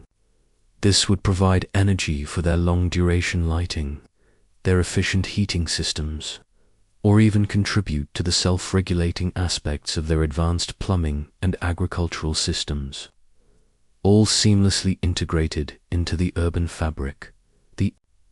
The concept of a deliberate design for harmony or power generation within city layouts challenges our conventional views of ancient societies. It implies that their urban planning was not just practical but profoundly scientific, rooted in a deep understanding of geomancy and the subtle interplay of cosmic and terrestrial energies. This level of logistical sophistication, where entire urban landscapes were engineered to resonate with unseen forces, speaks of a civilization that possessed a universal system of knowledge, a shared understanding of profound principles that guided their architectural and engineering endeavors across continents. The tranquil contemplation of these meticulously planned cities, with their enduring geometric puzzles and their silent energetic alignments, whispers of a wisdom that saw the city itself as a living, breathing entity, fostering a deep connection between human habitation and the natural world. These meticulously planned cities whisper of an enduring mastery over materials, even those now lost to us, beckoning us to understand the very substances they used to shape their enduring world. The vanishing alloy, lost material science beyond iron. In the enduring silence of forgotten epochs, the very materials chosen for creation whispered tales of civilizations, their resilience, their ingenuity, and the profound depth of their understanding, revealing a silent language embedded within the very substances they shaped. As our gentle journey through the intellectual and logistical sophistication of a lost civilization nears the end of this phase, we turn our attention to perhaps one of the most enigmatic aspects of their presumed mastery, their command over material science, a knowledge that allowed them to create substances with properties that defy our current historical understanding, going far beyond just the famous rust-proof iron pillar of Delhi or the legendary strength of Ulfberth swords. These extraordinary materials, often hinted at in obscure historical accounts or through perplexing archaeological finds, suggest a lost art of metallurgy and composite material knowledge, a profound understanding of manipulating elements at a fundamental level. One captivating example that bridges ancient ingenuity with modern mystery is Roman concrete. For centuries, its remarkable durability, particularly its ability to withstand the corrosive effects of seawater for millennia, baffled modern engineers.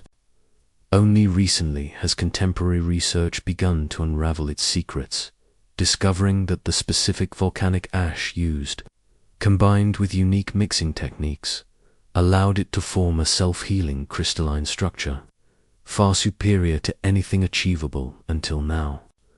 This very fact, that a material used extensively by a well-documented ancient society held a secret lost to us for so long, serves as a serene prelude to the idea that a truly lost civilization might have possessed even more astounding chemical and metallurgical secrets, the true vanishing alloys or compounds whose very existence challenges our linear progression of scientific discovery.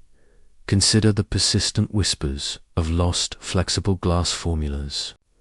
Ancient texts, including those from Roman times, mention a miraculous substance, glass, that could be bent or dropped without breaking, a material that combined the clarity of glass with the resilience of metal, though largely dismissed as myth.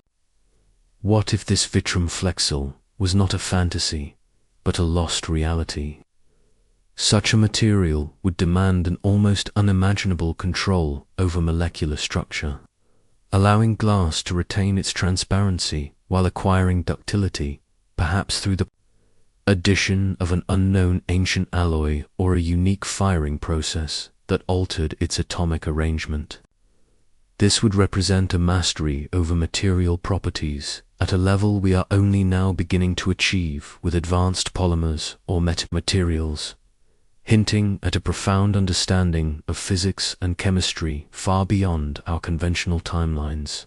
Beyond famous legends, one might quietly ponder the properties of other unknown ancient alloys, with unique properties that could have underpinned the technological capabilities of a forgotten civilization. If they possessed tools capable of cutting and shaping incredibly hard stone with such precision, as we mused in a previous chapter, then the very composition of those tools must have been exceptional. Were they made from alloys of unimaginable hardness, forged with methods that are now lost, perhaps incorporating rare earth elements, or through processes involving extreme heat or pressure that we cannot easily replicate? Such materials would have provided the essential framework for their forgotten machines, from the subtle workings of their automata to the precision required for their measurement devices. Furthermore, the concept of composite materials adds another layer of intrigue. Ancient societies often combined materials, like mud brick reinforced with straw. But what if a lost civilization possessed the knowledge to create truly advanced composites, blending different substances to achieve entirely new properties? Imagine materials that were incredibly lightweight yet possessed immense tensile strength, ideal for complex structural engineering, or substances with extraordinary insulating properties that contributed to their long-duration heating systems, or even materials that were highly conductive or resistant to corrosion, essential for channeling energy or building durable, self-sustaining urban infrastructures. Perhaps certain architectural elements, seemingly simple stone, contained subtle admixtures or crystalline inclusions that allowed them to interact with unseen energetic forces, acting as silent components in a citywide power or communication grid. The quiet pursuit of these vanishing alloys and lost materials reminds us that technological advancement is not solely about complex machinery, but equally about the fundamental substances from which such machines are wrought. The ability to create materials with specific, tailored properties, materials that could withstand millennia of wear, conduct energy with unparalleled efficiency, or even subtly interact with unseen forces, would be a cornerstone of any truly advanced civilization. This advanced material science would be a key component of their lost technology, underpinning every other innovation we have contemplated.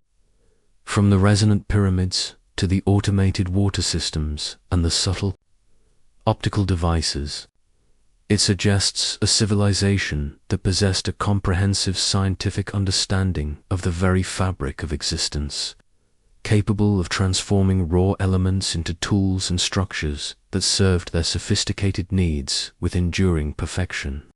This mastery over materials, creating objects of incredible durability, guides us to consider the very fabric of their world beneath the surface, revealing hidden networks and the deep wisdom of their construction.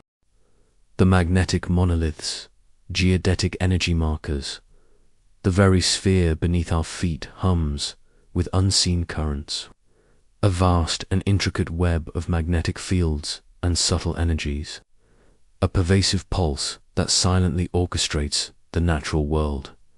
As we begin our gentle contemplation of the reasons for a lost civilization's disappearance, our minds are drawn back to their profound understanding of energy, yet this time with a focus on specific, isolated, megalithic structures and unique natural formations that appear to be more than just ancient monuments. A captivating theory suggests that these enduring sentinels of stone were intentionally placed, not merely for astronomical alignment or as simple territorial markers, but as active components or amplifiers within a sophisticated global geodetic Earth grid system designed to interact with Earth's pervasive magnetic fields or subtle telluric energy currents for purposes of power or communication. This concept is distinct from general ley lines, which often refer to mystical alignments. Instead, it posits a deliberate, engineered network harnessing the planet's inherent energetic architecture. Imagine vast, carefully hewn standing stones, or precisely arranged stone circles, not as isolated relics, but as the visible points of an unseen global network, silently interacting with the Earth's own deep energies.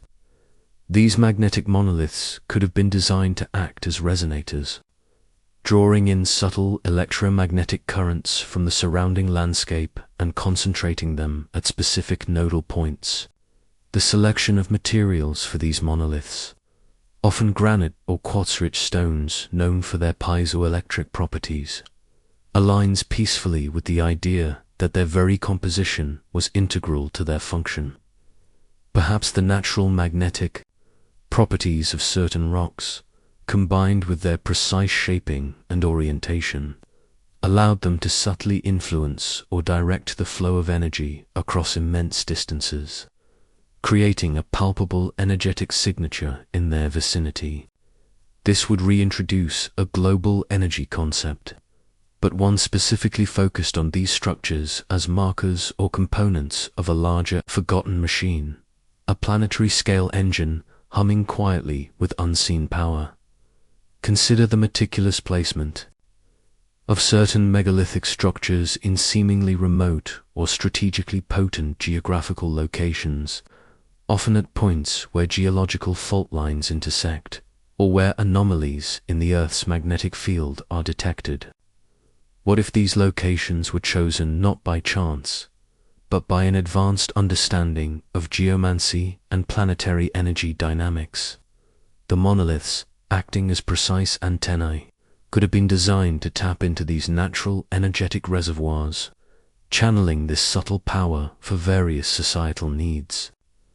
This might explain the lingering feeling of inexplicable tranquility or heightened awareness reported by some visitors to these ancient sites, a quiet echo of their energetic purpose still resonating through the ages.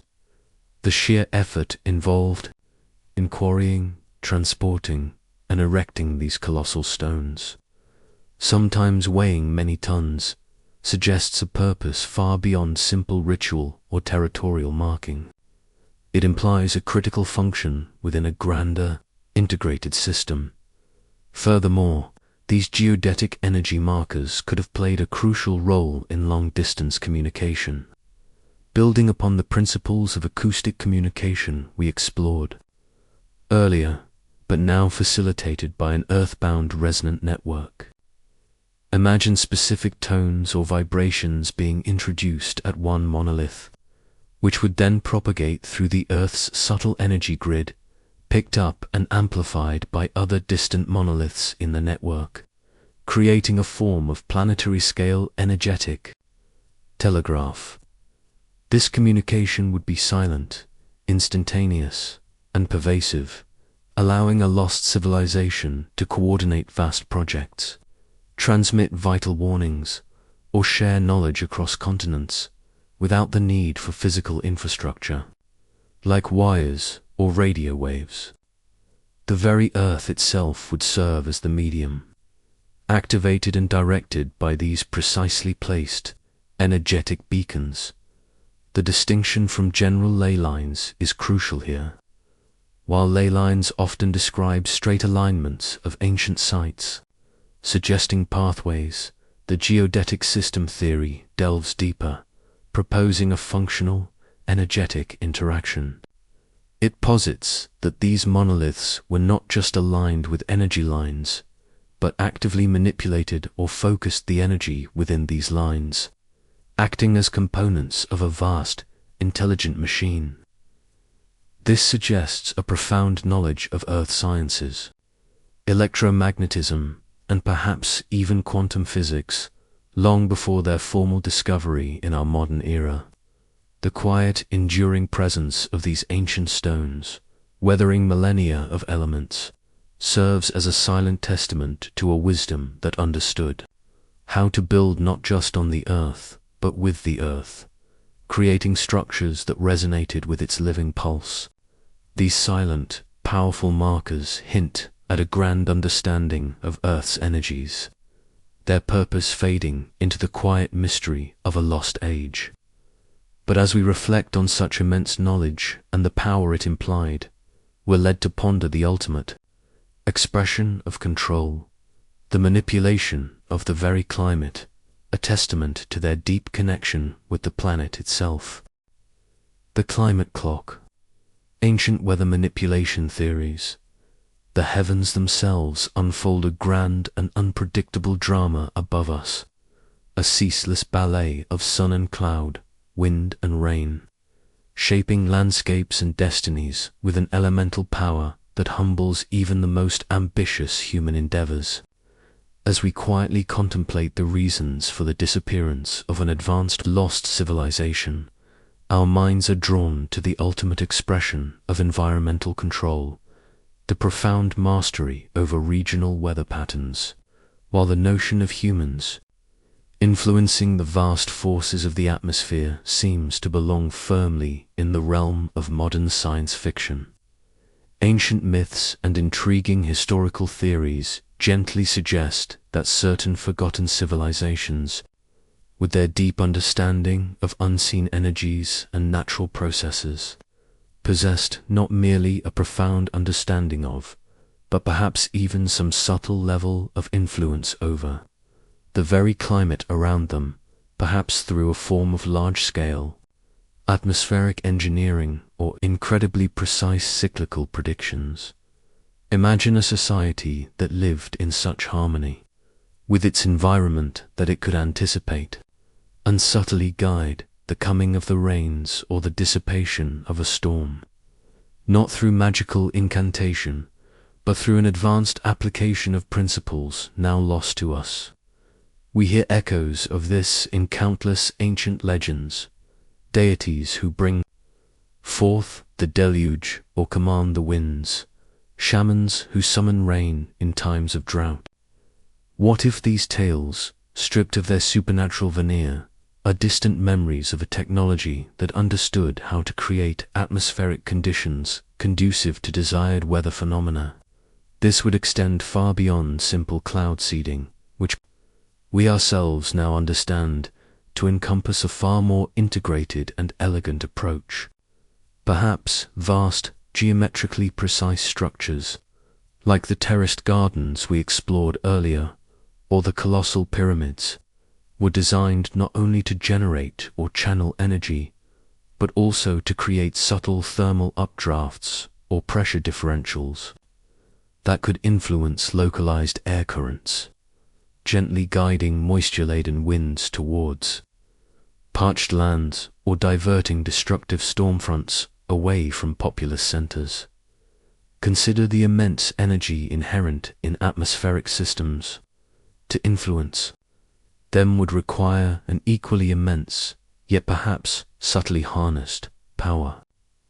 Could the geodetic energy markers and crystal conduits we pondered earlier have been part of a planetary network capable of generating precise energetic frequencies that interacted with atmospheric water vapor, encouraging condensation or dispersion?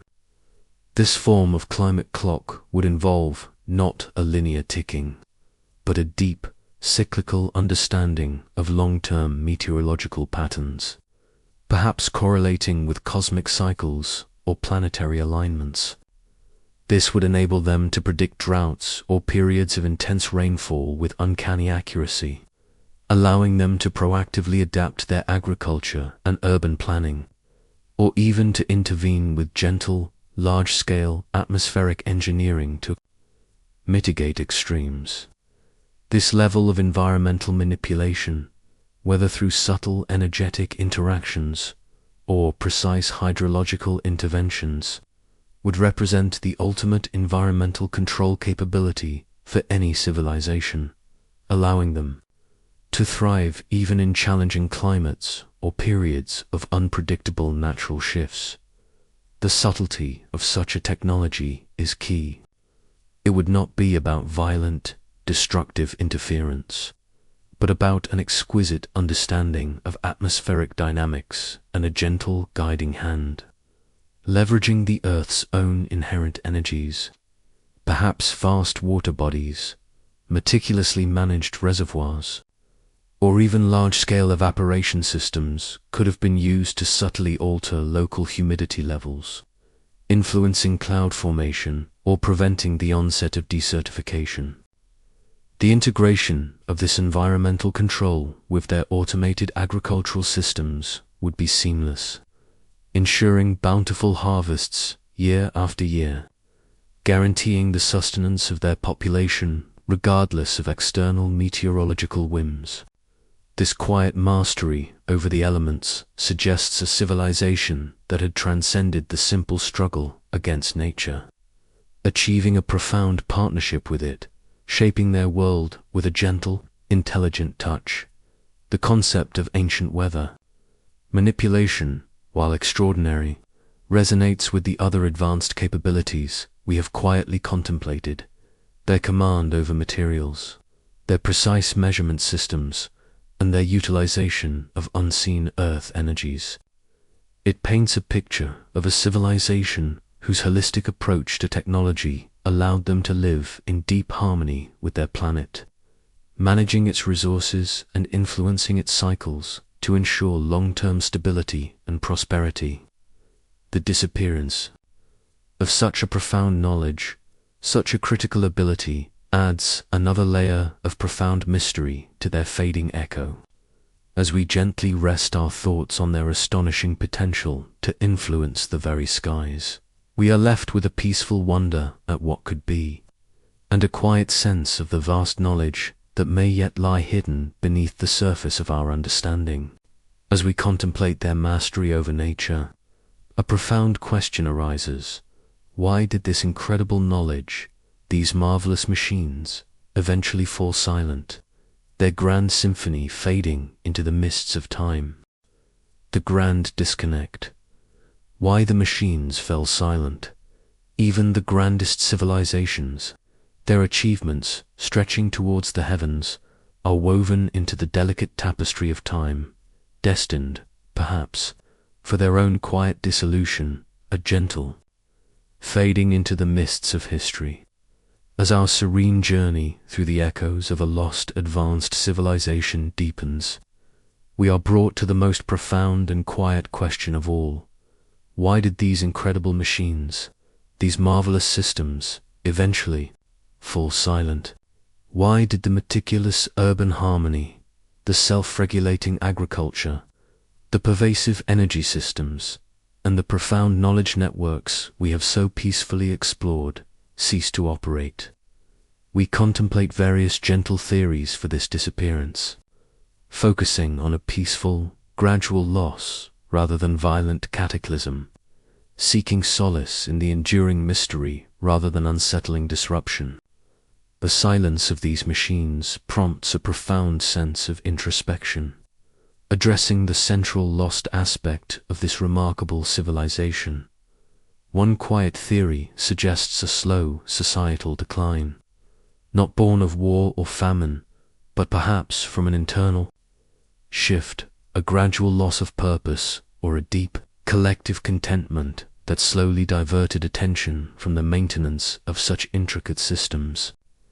Imagine a golden age of prosperity so profound, so deeply rooted in the efficiency of their forgotten machines, that the need for constant innovation or vigilant upkeep simply began to wane.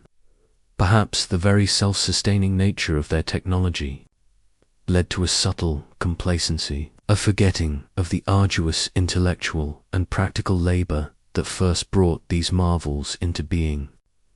Over generations, the profound understanding of complex mechanics, the delicate balancing of energies, and the intricate programming of their automated systems might have slowly transformed from practical knowledge into esoteric ritual, known only to a dwindling few, the true operators fading into myth themselves.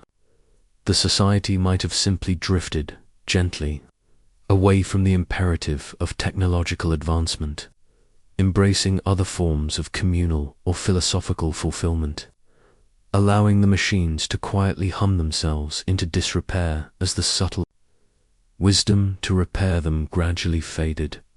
Another gentle possibility considers a deliberate concealment of knowledge. What if, at the zenith of their understanding, this civilization came to a profound realization about the immense power they wielded, perhaps foreseeing potential misuse, or simply deciding that such advanced capabilities were not meant for all or for all time? They might have consciously chosen to withdraw, to simplify their lives, or to pass on their profound knowledge only to a select, entrusted few, perhaps sealing away the practical blueprints and operational manuals in hidden repositories, known only to a silent lineage that eventually also succumbed to the quiet erosion of time or unforeseen disruptions.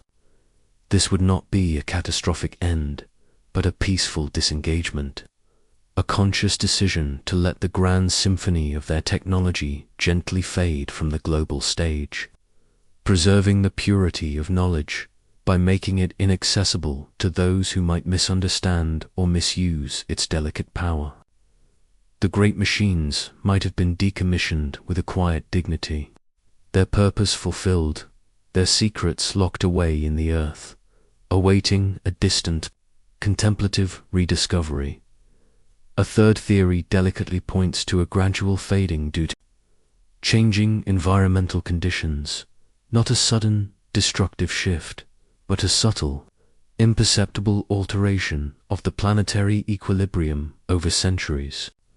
For a civilization so deeply attuned to Earth's energies and natural rhythms, even minor changes in magnetic fields, shifts in global water tables, or subtle atmospheric compositional changes could have rendered their highly precise, energetically balanced systems less efficient, more difficult to maintain, or simply no longer optimal.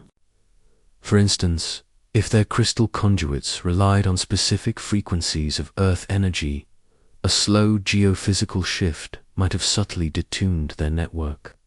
If their hydro engines depended on a constant water flow from a specific source, a gradual climatic drying or a slight geological uplift might have slowly reduced their efficacy.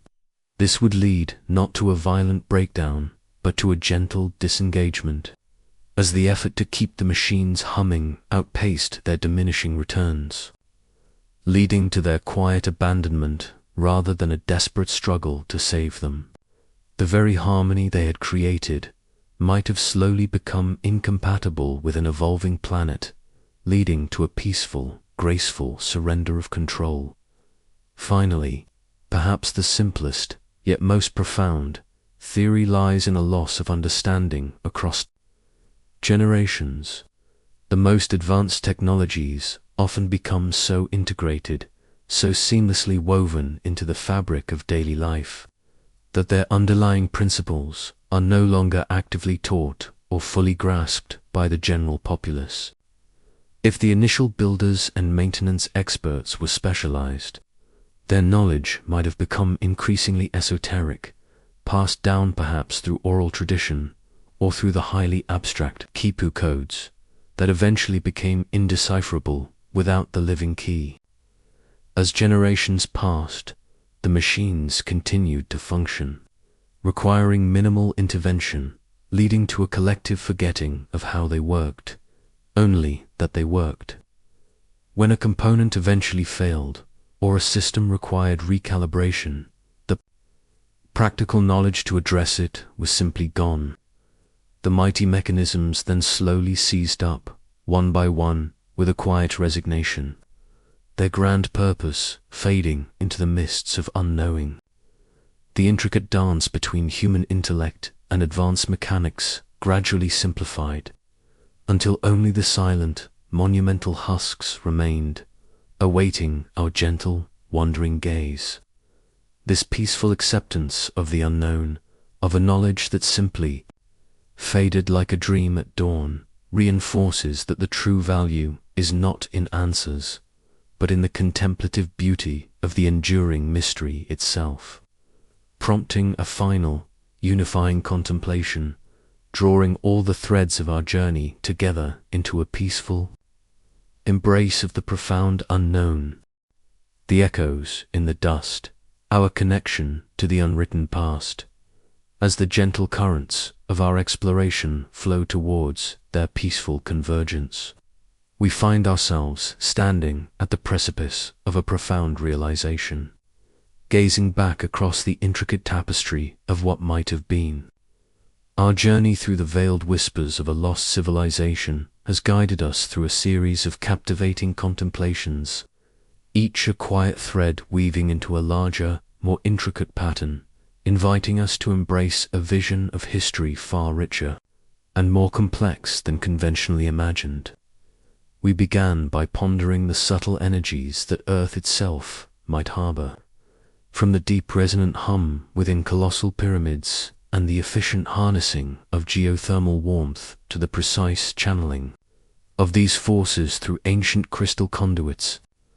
These were not mere constructions, but hints of foundational engines, generating unseen power for purposes now only dimly perceived.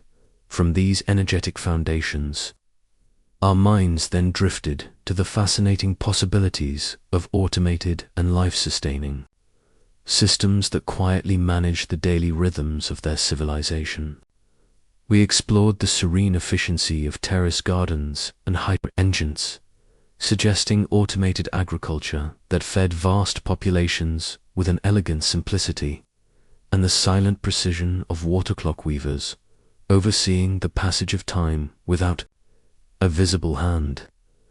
We dared to consider the oracle's breath, whispering of automata or early robotics that performed intricate tasks, and the silent sentinels of ancient warning systems, detecting subtle environmental shifts or communicating across vast distances without modern amplification.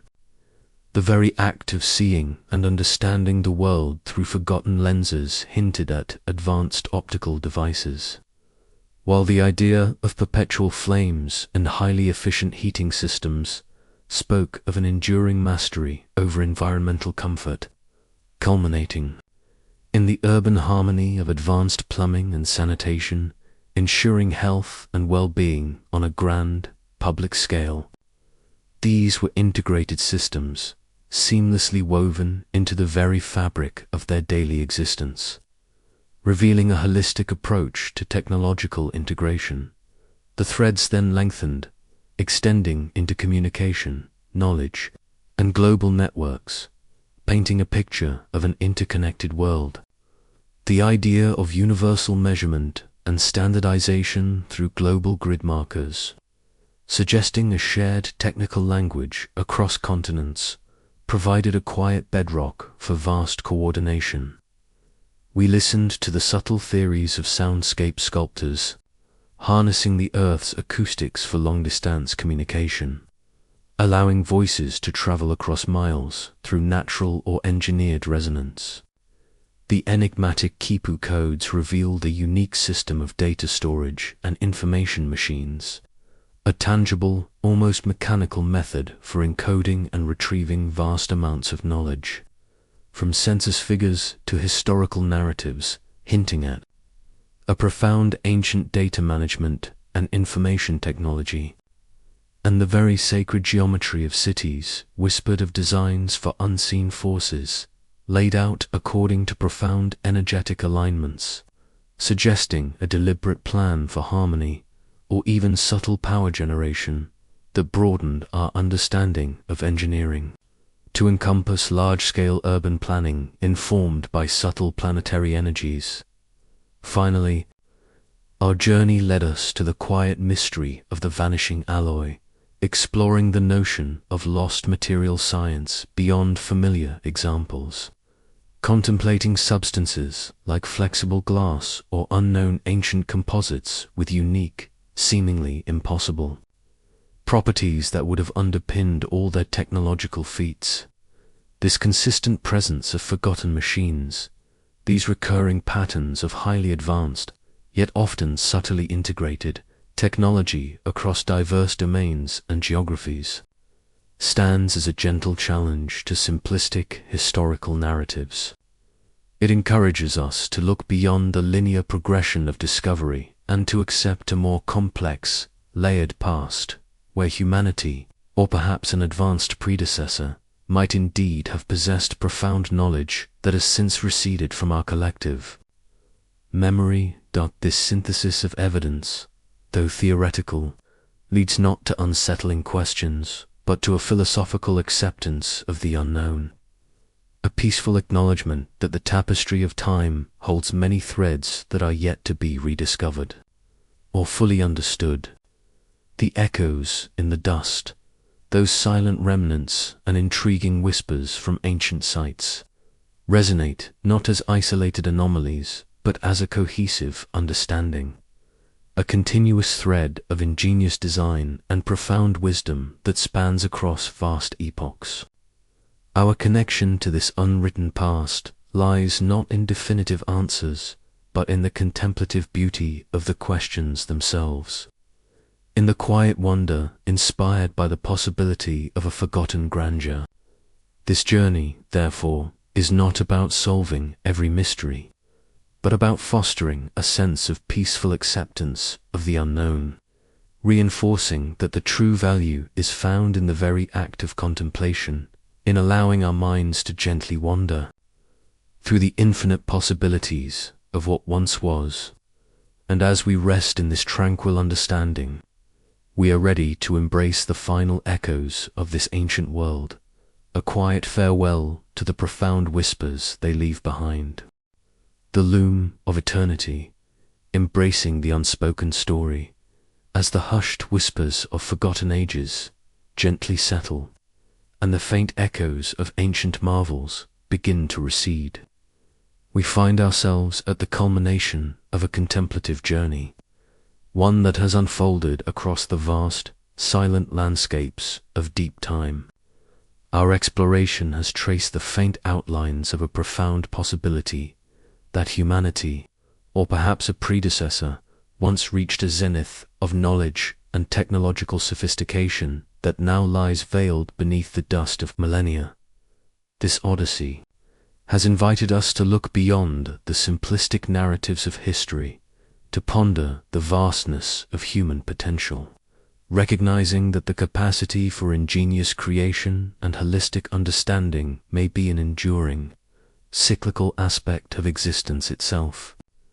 We have journeyed through concepts of Earth's unseen energies, from the rhythmic hum of ancient pyramids channeling telluric currents, to the silent efficiency of geothermal power and the precise conduction through crystal networks, all hinting at foundational engines far removed from our familiar understanding of mechanics. We then gracefully explored the automated rhythms of their daily existence, from the serene guidance of water clock weavers regulating time and the quiet diligence of their automata performing unseen tasks, to the profound automation of terraced gardens and hydro engines that nourished their world. The very act of perception broadened with their mastery over light, revealed through ancient optical devices, while their environment was harmonized by self-regulating heating and long-duration lighting. Even the mundane became elegant, with advanced plumbing and sanitation systems weaving a tapestry of urban harmony, ensuring health and comfort for vast populations, quietly defying the limitations we often ascribe to antiquity.